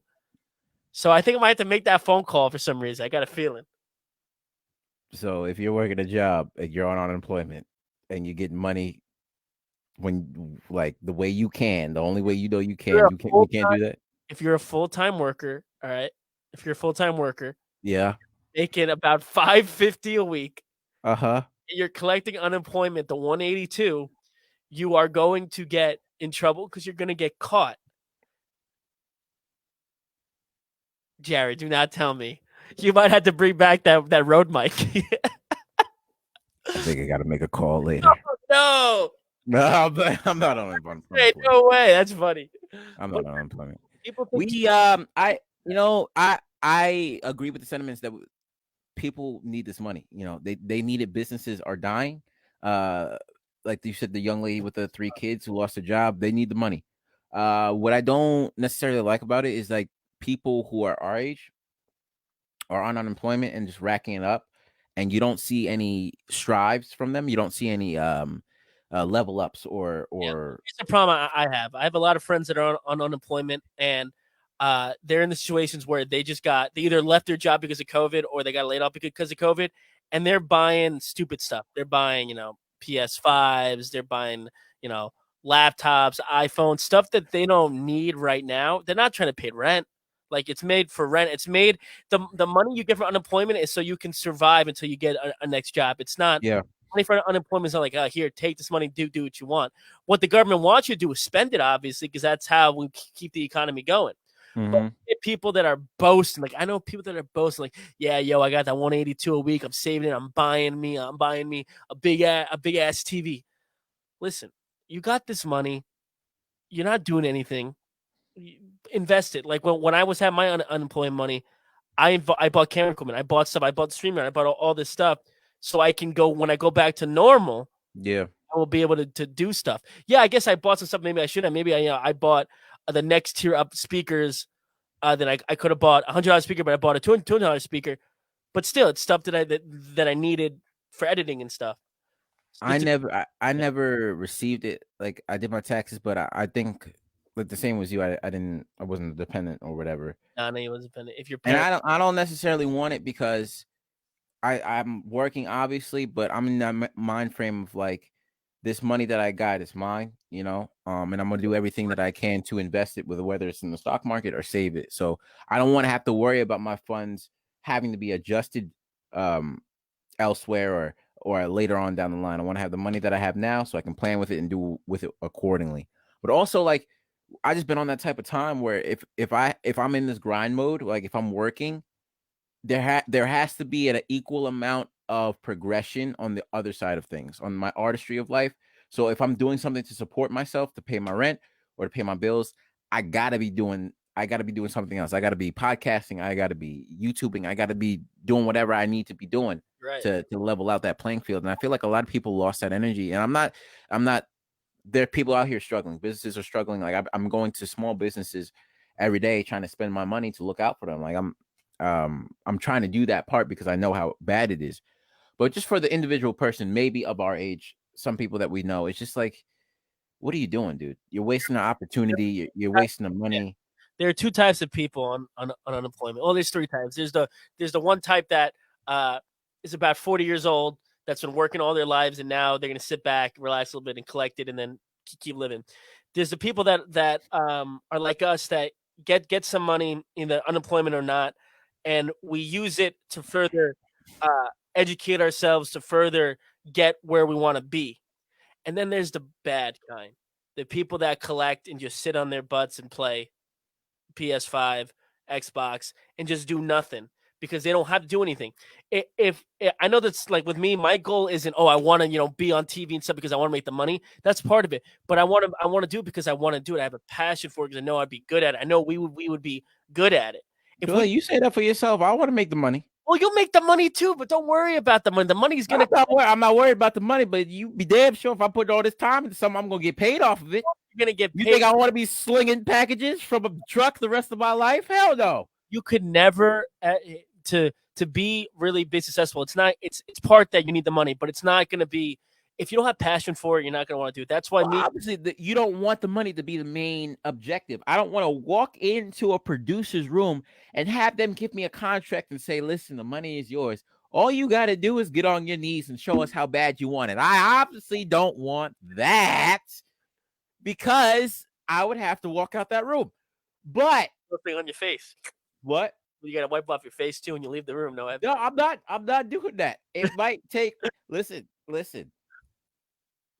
It might take certain individuals a lot of time to make that decision. For me, it's going to be 3 seconds. I know I'm going to walk out of there. Hard. My head up high. What? It's a big no, and then you're going to go to the New York Times and do that. Like, no, I know I'm going to walk out there, say no, walk down to whatever lobby it is. And when I see the first picture or when I see the first plant, I'm going to be chucking it out the window because I'm going to be so mad that they're going to make me pull a Jamie Foxx move to try to make it to the top. And that's not a position that I want to be in. I want to be in a position where I'm good. I'm undeniable off my talent. I'm producing something and I don't have to rely on anybody else. That's so not important. A network or a producer to do that, you know? That's what I've learned watching these directors and these comedians that they bypass the whole studio system because they start creating their own content their own way, and in the studio system they help it out. But what I'm talking about with too many people want to just be rich and stuff. With me, like I was sitting the other day, I was in a daze, I was writing, I was thinking about stuff, and I was almost like kind of like sick because it's like, man, I see some of these people and they're doing what I want to do. It's not about the money. It said I want to be on SNL. I want to do sketch writing. I want to be there, and it gets me kind of. You want to be on SNL? Of course, man. That's what I want to. I want to be either SNL or my own type of like Key and Peele, like with you, the Key and Peele sketches. But I watch these people and I just get like almost sick because I want it so bad, and it just it's just not there yet. And it's not like I want that car so bad. It's I want to be on stage. I want to be working. Sometimes when I see your Snapchats and you're writing, I'm like, man, I just want to be there doing stuff. I can't be sitting in my room. I just get sick, man. I just don't. It hurts my stomach. I get butterflies, and I want to go and want to do some stuff, and that's where I think passion is where you want to be. If you're going to be like, oh man, I see David Dobrik making $10 million. Oh, I want that money. I'm more like, man, David Dobrik's making content. I want to do that. I want to do that. Now, speaking of studios, yes, Trump said he's not going to sign the 600 bill. He's only going to propose a 1,200 to 2,000 stimulus package. Yeah. Do you think that with his calling out of the election as to be fraudulent, do you think this is a way that he can leave a good taste in people's mouths so that when he may or may not start this Trump network, because a lot of people are speculating that he's going to do that. That's the you know how a lot of presidents have books.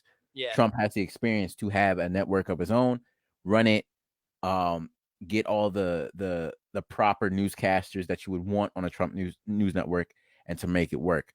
Do you think this is a way of a last PR stunt for Trump to try to really reserve whatever commercial attention that he can to bring that over to his network? I think it is a mixture of both. I think one, he saw the stimulus package and he said, this is kind of garbage from what we put these people through.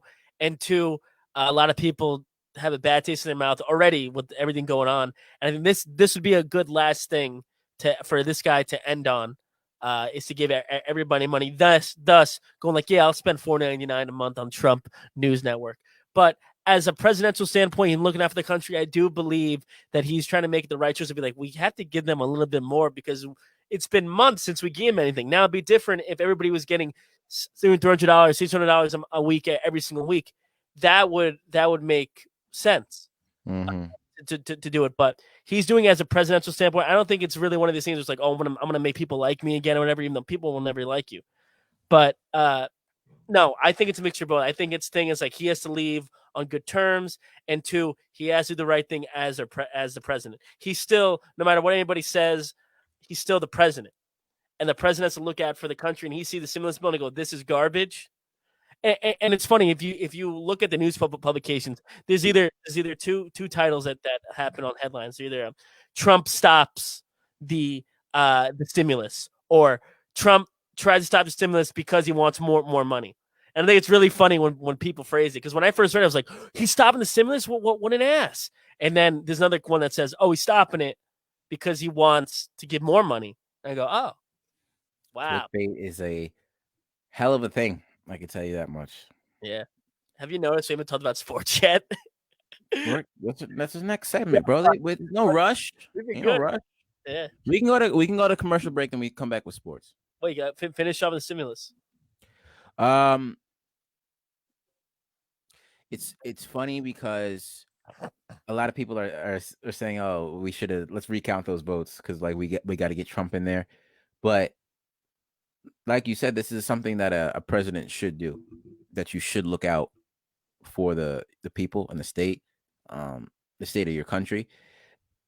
Now it just seems like with his presidential background and with his experience, a lot of the things he does may come off as having an agenda or come off of as like, where is this going? What is the point of this? And it's kind of unfortunate now that the president of the United States, I'm not saying this is his doing, but like with the things like clickbait of like the leftist, if you will, or whatever, that's kind of a detrimental thing to the credibility of the president. So sometimes it's BS, but other times it's the real thing. But people do need more money. They need more money, and I wish there was a way to give people money but still keep some fire under them. But with the way that this year has went, with the loss of a lot of things, people, policies, hopefully people can have a stern reminder of how to push on, and that they need to push on. So going over that before we go to commercial break is that this again is what make or break people in 10 years from now, 15 years from now, 20 years from now, when people are interviewed. Like, let's say hopefully us, when we're interviewed, we're like, how'd you guys get started? Well, we're going to say, because of COVID, we were able to do these little small gigs. We were able to get some money, and we reinvested it. Instead of me like paying $500, I pay $400 a month. I was only making $18 an hour. I was able to save the money from traveling and put it into what I wanted to do. And you're going to see a lot of stories where it's like, yeah, I used COVID money to build up my business. I used all this stuff. And then you're going to see the people 20 years from now go, man, I really wish instead of spending it on a new TV, I kind of invested in myself. I kind of bought in the stock market because now the well's dried up. I ain't got no job. I ain't got no money. I ain't got to do. This is like Friday. You meet a lot of people each year. 2020 is the year that you meet yourself. You get to know who you are. You get to know what you do, and you get to live with the consequences or the rewards of your decisions. That's a beautiful thing. A guy like Paul McCartney, who has enough money to live 10 lives, sat in his studio for months during COVID. He called it Rock Down, and he made an album. He didn't do it for the money. He doesn't need the money. He didn't do it for the fame. He has it all. But he knows that he wants to do something. That's the passion of it. And that's why he's one of the greatest artists of all time. That's what you got to do. But going into Paul McCartney might need that money because the way the skin is sagging off his face. Oh yeah, he's like that surgery to pull that back. That might be a lot. I got it. 10 years ago, I saw him in concert. He looked great. Now he got to look a little old now. I don't know. Now he's. It seems like he's watching a sporting event that he understands nothing about. Just you're right. I love Paul. Pick up the jaw. All right. Put down the guitar and relax. Yeah, you're right. Maybe you should just relax instead of play it all the time. You guys making music, Ringo Starr out here looking all lavish and whatnot. Brothers playing the drums, getting all excited. Just relax. We know you're the greatest. Okay, take a break.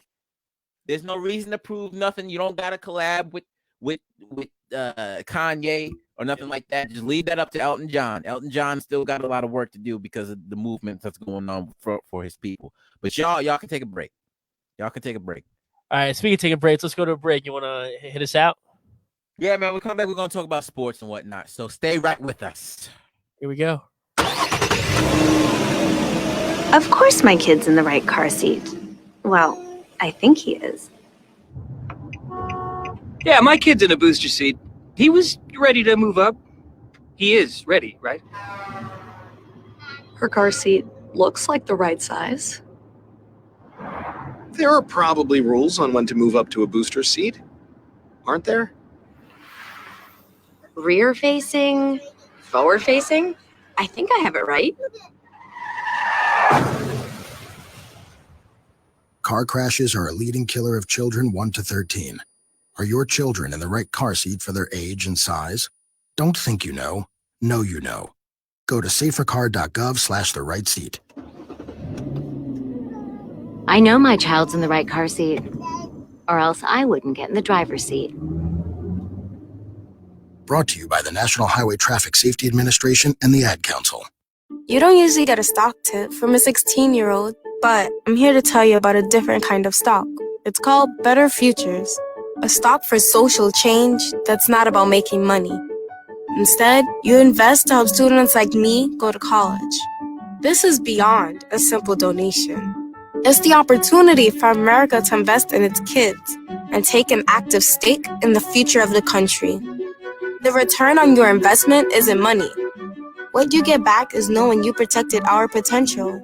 So one day, that potential can grow up to become surgeons and architects, executives and engineers, people who can change the future just by being a part of it. My name is Alicia, and I'm your dividend. Invest in better futures with UNCF. Visit uncf.org/invest. A mind is a terrible thing to waste, but a wonderful thing to invest in. A public service announcement brought to you by UNCF and the Ad Council. This is Nnamdi Asamoah. I play football for the Philadelphia Eagles, but what I do off the field with United Way might be more important. I'm a volunteer tutor and mentor. Why? Because over 1 million kids a year drop out of school, and that's not okay. It takes 12 years to create a graduate, but it takes about the same time to create a dropout. And the difference between a child becoming one or the other could be me, or it could be you.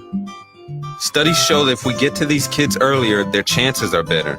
And kids who read well by 3rd grade are more likely to graduate. So join me in United Way. Suit up and take the pledge. Become a volunteer reader, tutor, or mentor. Because when a child succeeds, we all succeed. Give, advocate, volunteer, live united. Take the pledge at unitedway.org. Brought to you by United Way, the Ad Council, and the National Football League.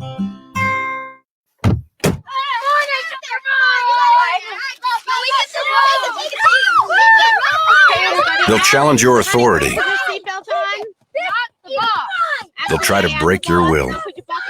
They'll push you to the edge of your sanity. Because that's what kids do. But this car is your territory, not theirs. Defend it. Who makes the payments? Who cleans it? Who drives it? You do. That's who. And in here, your word is law. So when you say you won't move until everyone's buckled up, you won't budge an inch. Until you hear that click. Never give up until they buckle up. A message from the National Highway Traffic Safety Administration and the Ad Council. For more information, visit safercar.gov/kidsbuckleup. Let's go inside the mind of a 10-year-old. I should have worn those earrings today. I like those earrings. Gabby has those awesome earrings. I need to ask her where she got those, but that's just what she would want me to do. I'll have Michaela ask her for me. Buckle up, Sarah. Yeah, but then Michaela will be like, why don't you just ask her yourself? That's just like Michaela. Sarah, buckle up. Michaela's such a great name. I wish I was called Michaela. There's like a dozen Sarahs in my class. Hey, we're not hitting the road until you buckle up, honey. Oh yeah, seatbelt. I forget sometimes because my brain is like busy, you know? I wonder if there's pizza at school today. Sometimes it can be tough to get through to your kids, but it's not impossible. Always make sure they're wearing their seatbelts, even on short drives. Remember, you have the keys, you have the power. Never give up until they buckle up. A message from the National Highway Traffic Safety Administration and the Ad Council. Visit safercar.gov/kidsbuckleup for more information. Edward Lehman has been a trusted insurance advisor for over 16 years with insurance solutions for auto, home, commercial, life, and retirement. He's located at 54 Sunnyside Boulevard, Suite H in Plainview. That's just 1,000 feet south of 495. Local agent, local advice. The time to think about insurance is before you need it. So do yourself a favor, and before you pay your next insurance bill, give Ed and his team a call, 516-935-3900, or visit them online at www.allstate.com/EL. It's the Worldwide Sports Radio Network. All right, welcome back to the show. How you know on the Worldwide Sports Radio Network. Let me just get this out of here. I don't like how hard it is to do this. Yes, perfect. And look, we're not full screen. Welcome back to the show, everybody. Good. Hi. How was your break? Good, man. I gotta clean my room because I've been running real hard. Work has been crazy. Been writing some sketches. Been out in the hitting the club scene, outdoor club scene. So after this, I'm gonna take a nice little mental break. I'm gonna open up my windows. I'm gonna wrap presents. I'm gonna enjoy my day off. So, is your phone working? I tried texting you. It's green bubbles now. That's never a good sign on an iPhone. No, it's dead. I'm charging it. Oh, great, good. All right, let's go to sports. Sports. What we got for sports? On this show. The show flew by. All right, KD's return. KD. Yes. Let me tell you something. First off, Steph Curry does not look good with braids. I'm gonna tell you that much, brother. They are hugging the side of your head. You look like Jair. Second off. Oh, sorry. Damn, you still got the commercials? No, I was playing the new ad for the Knicks. Oh. Second off, KD and Kyrie are a problem. If KD can stay off of Twitter, and if Kyrie cannot meditate at 5:45 in the morning and burn sage in the arenas, these guys are going to be unstoppable. Their whole main frame of players is just to go out there and dominate and be the best. When you pair them together, that ego sort of peels off, I feel. Yeah. Kyrie got caught under that with Cleveland, and it could be a lot because that is LeBron. Greatest player, GOAT, if you will, ever. Also, he's in Cleveland. He's getting more of that love from. Oh, okay. No, I like that. We're not even talking about these people, but look at this. This is the honest, but okay, I like that. James Harden. Kyrie is getting more love. LeBron was getting more love because he was in Cleveland because that's a hometown kid. That can get a little deflating at times. So you want to get out from under that. So when it comes to being the greatest and trying to be a great player, you kind of defer that off to whoever else is around you, and that's Kevin. And Kevin and Kyrie do complement each other. Both dropped like 20 points, I believe. The return was great. I saw the game. It seemed like they flow well. The only question would be, can they keep this momentum on the court and not let outside factors distract? Because, the media is already trying to start something up with Kyrie, how he's holistic and he's burning sage before the games. And, you don't have to worry about the problems with Kevin unless it's health or it's Twitter. But it was just great to see Kevin come back and play. Nets are going to be a problem. Karis LeVert is looking good. He can be a great third option for them. You're going to have Joe Harris on the outside, shooting threes. You got Spencer Dinwiddie, who is a solid point guard, or shooting guard that can complement Kyrie. I'm very excited for what is going to happen in Brooklyn, not only for the Nets, but also for Brooklyn itself. I didn't tell you the prices are through the roof now. It's what? Like the ticket prices are through the roof now. It's ticket nuts. prices so through the roof that the outside of Barclays was not built with a roof. It's just a big ass hole. Looked like an alien spaceship about to come and probe me. Dude, I hate when teams do that. The team's finally good. Now I can't afford to go see it. Come on. Listen, man, if you gonna put an arena in the middle of Brooklyn, then you're gonna put a Shake Shack right next to it, you gotta understand those tickets are gonna be high. You're right. Do you like Shake Shack? I think it's overrated. $15 for a milkshake. Yeah. Just like Quentin Tarantino, Pulp Fiction, $5 milkshake. The best is milk and ice cream put together. Just check. Just saying. The best is obviously Five Guys is the best burger, best shakes, best everything, best fries. It's the best. I don't like the way you whispered Five Guys into the mic and then looked at the camera when you said best shake, best everything. I don't like that. That made me feel very uncomfortable. I'm trying to fix my Please fix it. But I'm glad that you went full screen so the people could see your passion for Five Guys. I'm Five glad that you Guys said that. sponsor us, please. We've been sponsored by Toys R Us. You know, I'm watching basketball this year, and I didn't know what was still going on. I'm not gonna What? lie. I was cooking breakfast today, and the sports come on the Alexa, and it showed the Knicks. I was like, they're still playing. I thought it was over. It does seem quick because the bubble seemed like it was just yesterday, but the season started December 22nd. They had a couple preseason games. Right. I am so excited to see how this NBA season is going to turn out because when you were in the bubble, you had an exact, precise, dialed in coverage of these players and what they were doing. You knew when they ordered food off of Uber and went outside the bubble. You knew who they were smashing. You knew what strippers they were bringing back home and getting. You knew whether if they took the robes from the hotel and brought it back home. You knew everything about these players. They were under a microscopic eye times 10. It was like watching Big Brother NBA edition. Exactly. And now we're in a position to see how that affected them. Which coverage did them right? Which coverage did them wrong? And let me tell you something. When I watched Los Angeles Lakers go up against the Clippers, and you see Paul George drop 33 points, ooh, brother. Yeah, there was something different in his eyes because, Paul George was under that scope of he's supposed to be the man. He was in MVP talks about 2 years ago. And a lot of people made fun of him. When he was in the bubble, he wasn't delivering, shooting shots, going over the backboard like this was NBA Street, like Allen Iverson would go come and dunk it or something like that, like he was doing a game breaker. It wasn't working. Then he's talking about, y'all know I'm playoff P. People turned around, see he didn't drop any points. Then they turned into pandemic P. So now I'm so interested to see what is that coverage going to do for your game. Who is it going to change? Is it going to change the person off the court? Is it going to change the person on the court? And just from this first game, 33 points, it looks like that coverage has benefited Paul George to put some fire under his ass and say, listen, I got to come deliver. He's coming back with die hard. Because Kawhi is talking about, listen, I don't know what the future holds for my contract.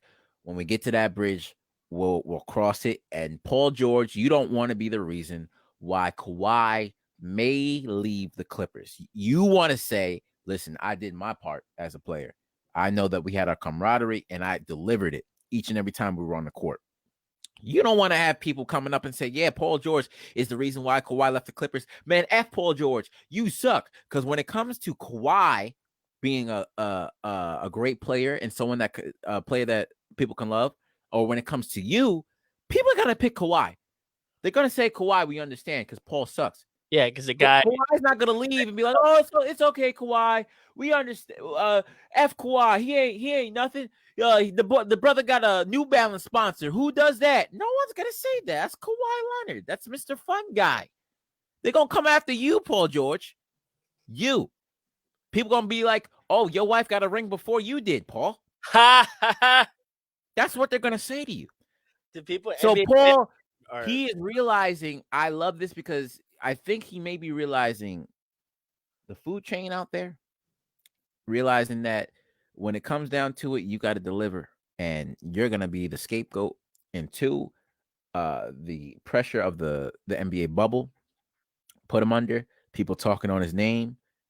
You got to work hard. You got to deliver now. You got to come out the gate swinging because if you don't, they're going to be coming after you, Paul. He's pretty much just trying to save his own butt because he doesn't want to be, like you said, doesn't want to be the reason why the big name star leaves. It's better to do everything you could. And then if he leaves, I did what I can do. The guy looks better that way. Do everything you can do to get a ring, man. Do everything in your power to get a ring. People said the Clippers were going to be popping last year, and I didn't really feel that was necessary. that was necessarily the case, because I believe all great teams need some time to mesh. Give them a year and they can mesh. But on an individual standpoint, Paul was looking like straight doo-doo. All right. I don't know how you come from a place that looks like Indiana and you play so well there, and you go to a great place like LA and it's bad. It's horrible. It's one of those things where he can't LA and New York, to play there.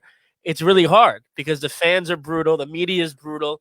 And you have to show it up. You're in LA. You're in one of the best cities in the United States. You're in New York. You're in one of the best cities. That's why the Knicks suck, because they don't pick guys that can play. There are too many distractions. This is reason why I say none. We had this discussion before, but this is why I say none of the big market teams, none of the New York teams are good, because there are way too many distractions in New York for people to care about sports. The money is always going to be there. The people are always going to be there. The tourist attractions are always going to be there.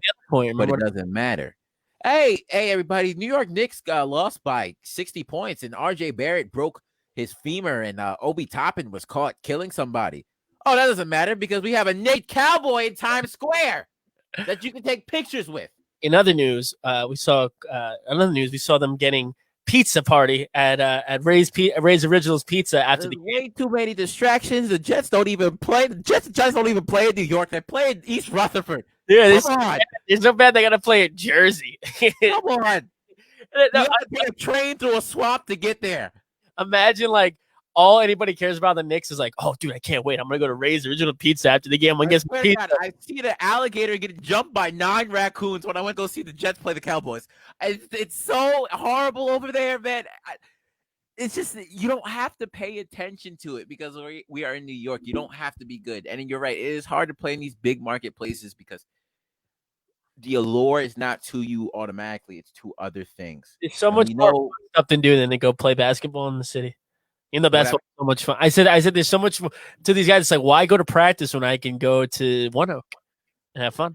What is the point? And that's what I was talking about before, is that there's people that you see it a lot with basketball players, that they're really good in college and they come to these big market teams and they suck because they're having fun. You know, a guy that's from Indiana, what is there to do besides, tip cows and stuff? I'm going to go to the clubs in the city. But that is true. But I'm saying on a executive management standpoint, or like a box office standpoint, maybe some of the executives or some of the general managers do not have the fire under them, because they know they're not going to have as much attention in a market like that. Indiana, you best be doing everything you can to have a great team. Pacers, Colts, because if not, you're going to have nothing but corn husks thrown at your head for the rest of your days, because there's nothing to do out there. Right. Nap City, when players go to Indiana, they automatically take a nap. Ron Artest was talking about, when I lived in Indiana, only place that I would live, practice, in a strip club. And I said, Ron Artest, they had a strip club in Indiana? They said, they would slowly peel off the husks of corn until they expose the yellow inside. Horrible joke. But what I'm trying to get at is that these big market teams, some of them have the money to just go out there and get these players, and they compete. IG Yankees.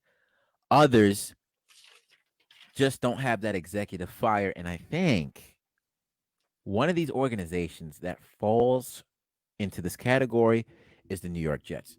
Because these guys, first of all, they just got their first win in the season against the LA Rams, which is dope.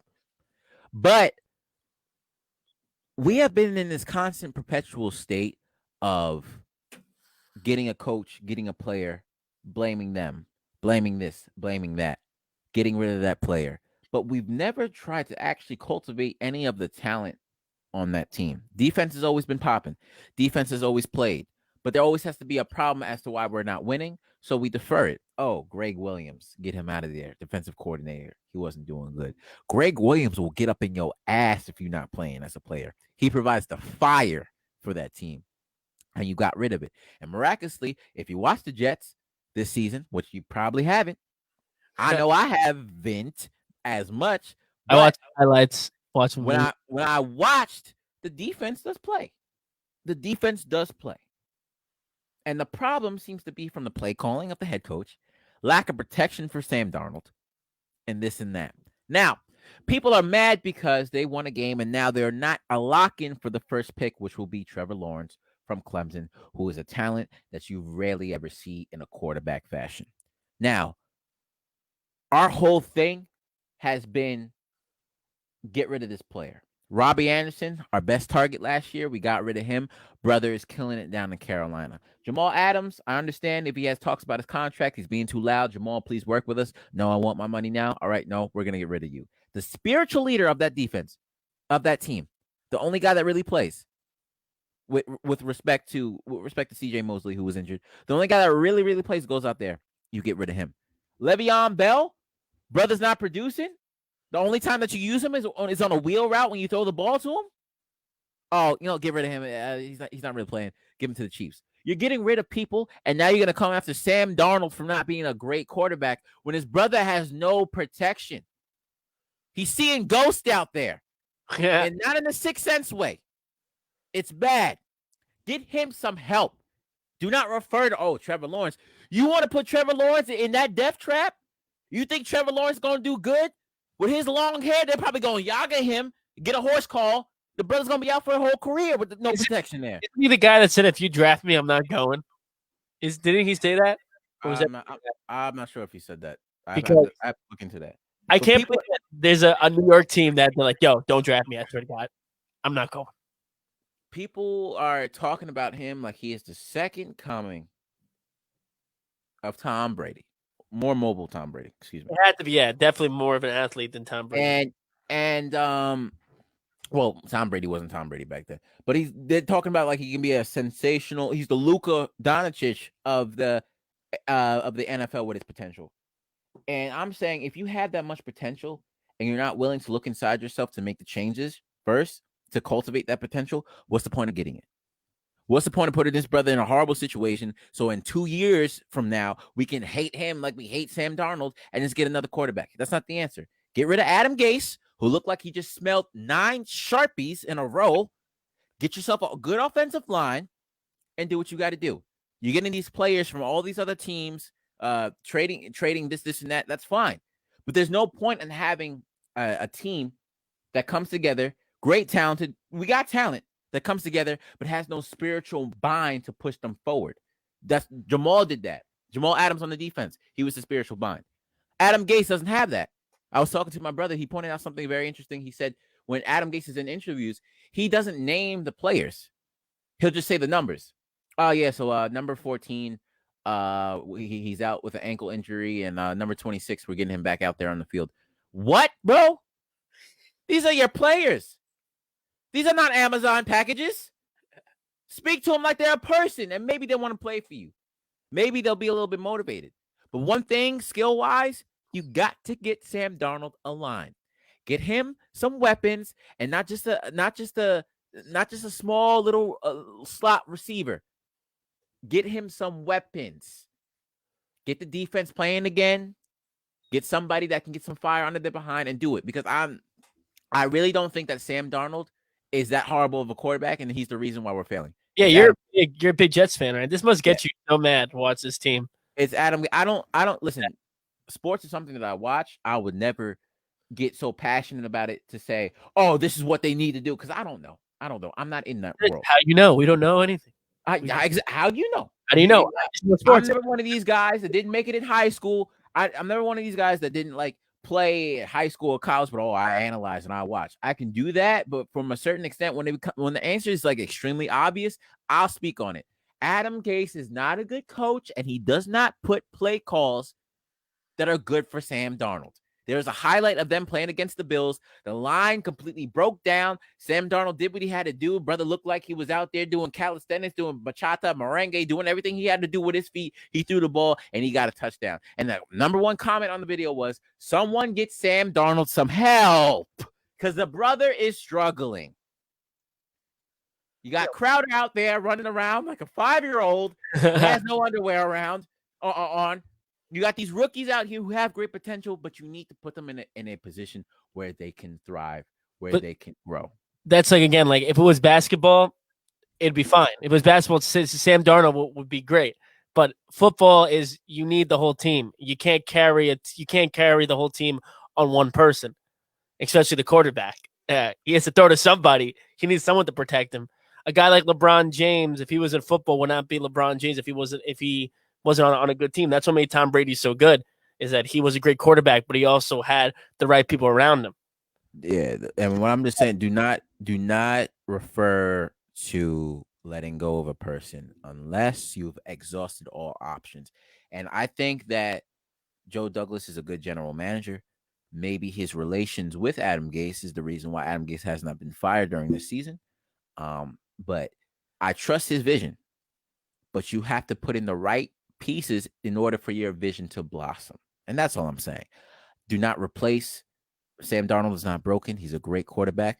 He still has something to work on, but you're not going to do that with this coach. And great quarterbacks are great because they do have certain bonds with their coach. It's not just, great quarterback's going to be great in any situation. No, they can't. Great quarterbacks mess up. They do. Brett Favre sending a picture of his little weenie to that girl. He messed up. And miraculously, he messed up, and he was on the Jets when he did it. Okay? Yeah, it's the best. That's what made that story even 10 times worse, that he was a Jet while he did it. So, give it some time, put in the work, and don't just refer off to people, because it makes no sense. What if Trevor Lawrence doesn't pan out to what he's supposed to be? Or what if he does? What if he has the potential and the pieces are not there? We're just going to Sam Darnold him again? Or what if he gets hurt? No. Put him in a position where he can actually thrive and be safe. Then we can talk about it, because Trevor Lawrence is not going to save us with that. What's going on over there? No. Sorry. Damn, that's a good point to end on right there. So, are you going to be here the next week? 'Cause I don't know if I'm going to be here. I think I might be traveling somewhere. What do you do for New Year's? Where are you traveling? We got to go places, because what is Wednesday, the 30th? Wait, are you doing that thing that we can't speak about? Yeah, I'm pretty sure. Take pictures. All right, I will. And I know you're going to say pictures that tell the whole story. Got it. Yes, I know. But are you going to be, if not, are you going to be here next week? Because it's 30th. That's the 30th, right? Yeah, I'll be here. All right, I'll probably, maybe I'll do it and then leave. Who knows? But this might be the last show of the new year. This might be the last show of 2020. Man, anything you want to say to 2020 before we leave? Listen, man, 2020, you may have brought some dark things, but you're not going to beat me. You're not going to bring me down. Sure. I've leveled up. All right. I've leveled up. I've seen loss. I feel pain. I hear ringing in my ears, but I'm still putting my head down and I'm still going. All right. You're right. I think I'm the same way. 2020 brought out, what are you going to be? What are you going to do when you had all this free time? What are you going to do when bad stuff's happening? What are you going to create? And I think that this really opened. If it wasn't for this, it wouldn't be where we are. The show wouldn't be where we are, because we'd be working and stuff. But I want to say thank you to 2020 for teaching, for making everything good very bad, and then seeing what would happen. Man, that's some philosophy stuff. All right, 2020 hit me with their best shot.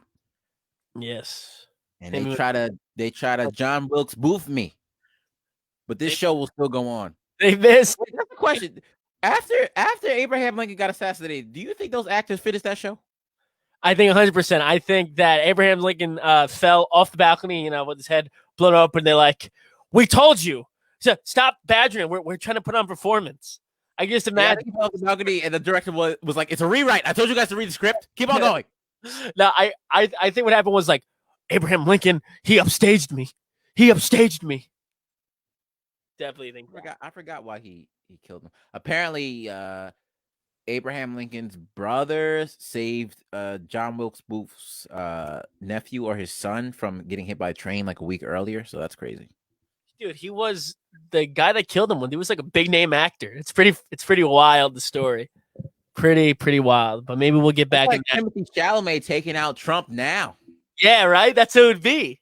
It's like, Trump, you You're not good for the country. Ugh, I don't know why he talks like that, bro. He talks like he's constipated.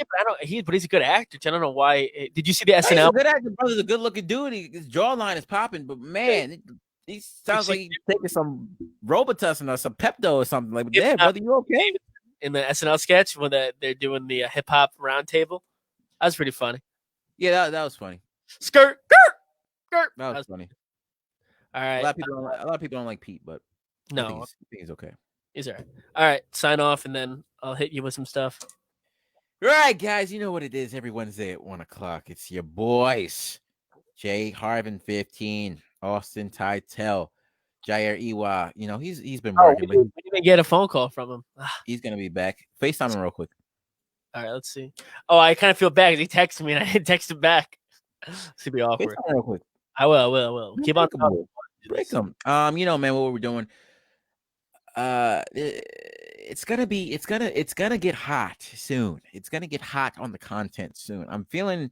Yeah, let me talk about that. Easy. I'm feeling like I'm gonna go viral or something like that. And when I eat, all my friends are gonna eat, but I need to get the first piece. Okay. Let me tell you. This is what I want to say. 2021. Full screen. 2021 is gonna be the rise of Harvin Tytel. It's going to be the rise of the company. It's going to be a rise of us becoming viral. 2021 is going to put us on the map. 2020 was the last year that we're nobodies. 2021 is where we're going to be somebodies. Speak for yourself on the nobody part, but I feel like someone is going to blow up, and I feel like it's going to be me. And when I blow up, I'm going to tell you right now, Lamborghinis for everybody. All right? It's both going to be hot. It's going to be on TikTok. We're going to rent a show. It's going to be popping. I'm going to be in the People magazine. I can feel it, all right? Same thing. I know there's no one listening right now, but I'm going to tell you guys when you play this podcast back, and you're going to be like, yeah, he actually did everything he was going to say. He was going to do. I deliver.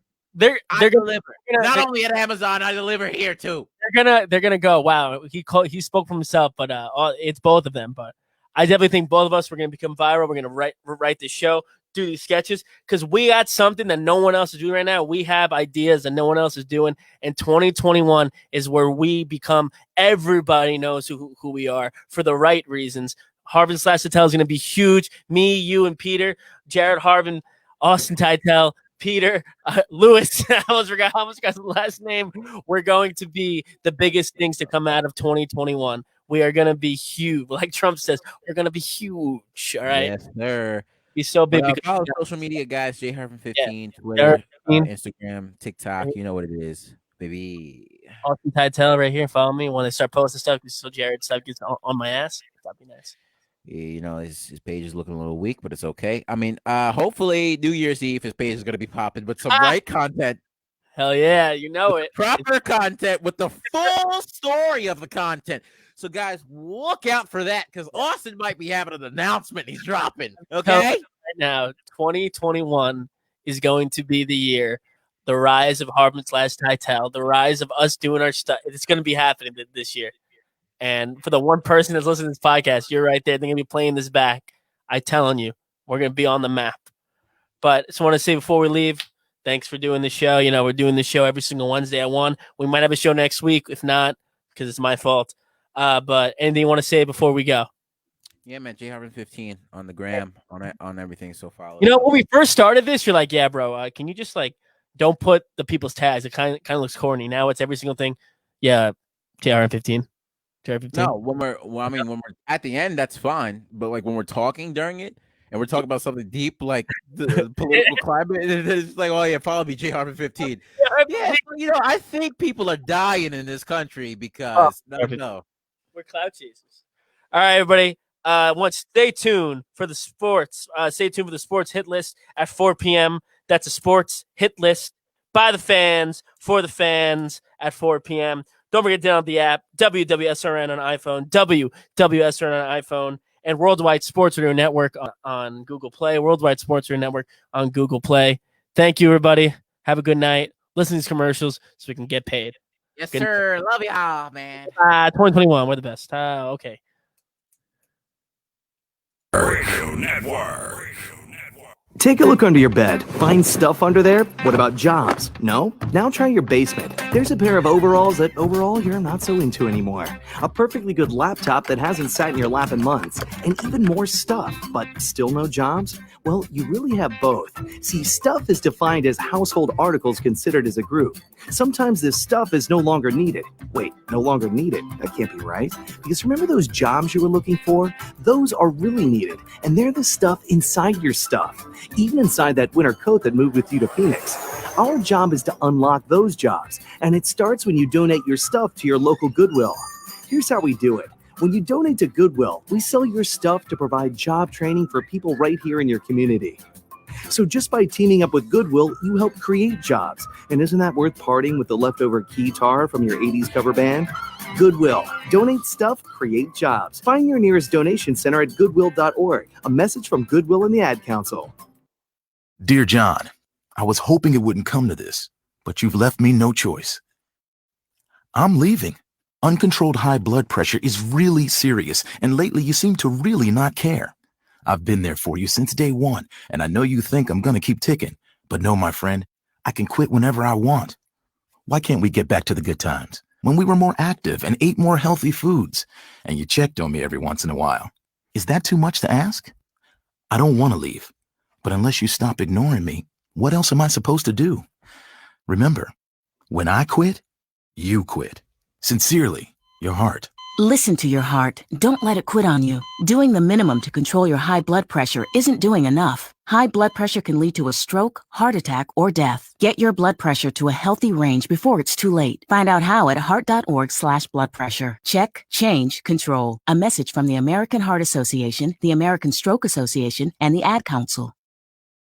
Hey, what's up, everybody? I'm Jason Derulo. I love that music connects to people all over the country. But unfortunately, so does something else. Childhood hunger. 15 million kids struggle with hunger right here in America. And yet, every year, billions of pounds of surplus food in the U.S. go to waste instead of going to the children in need. Feeding America is working to change this. The Feeding America nationwide network of food banks rescues this surplus of food to help provide meals to families in virtually every community in the United States, including yours.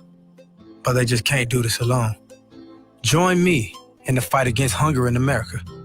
For more information on what you can do to get involved, visit feedingamerica.org. That's feedingamerica.org. Together we can solve hunger. Together, we're feeding America.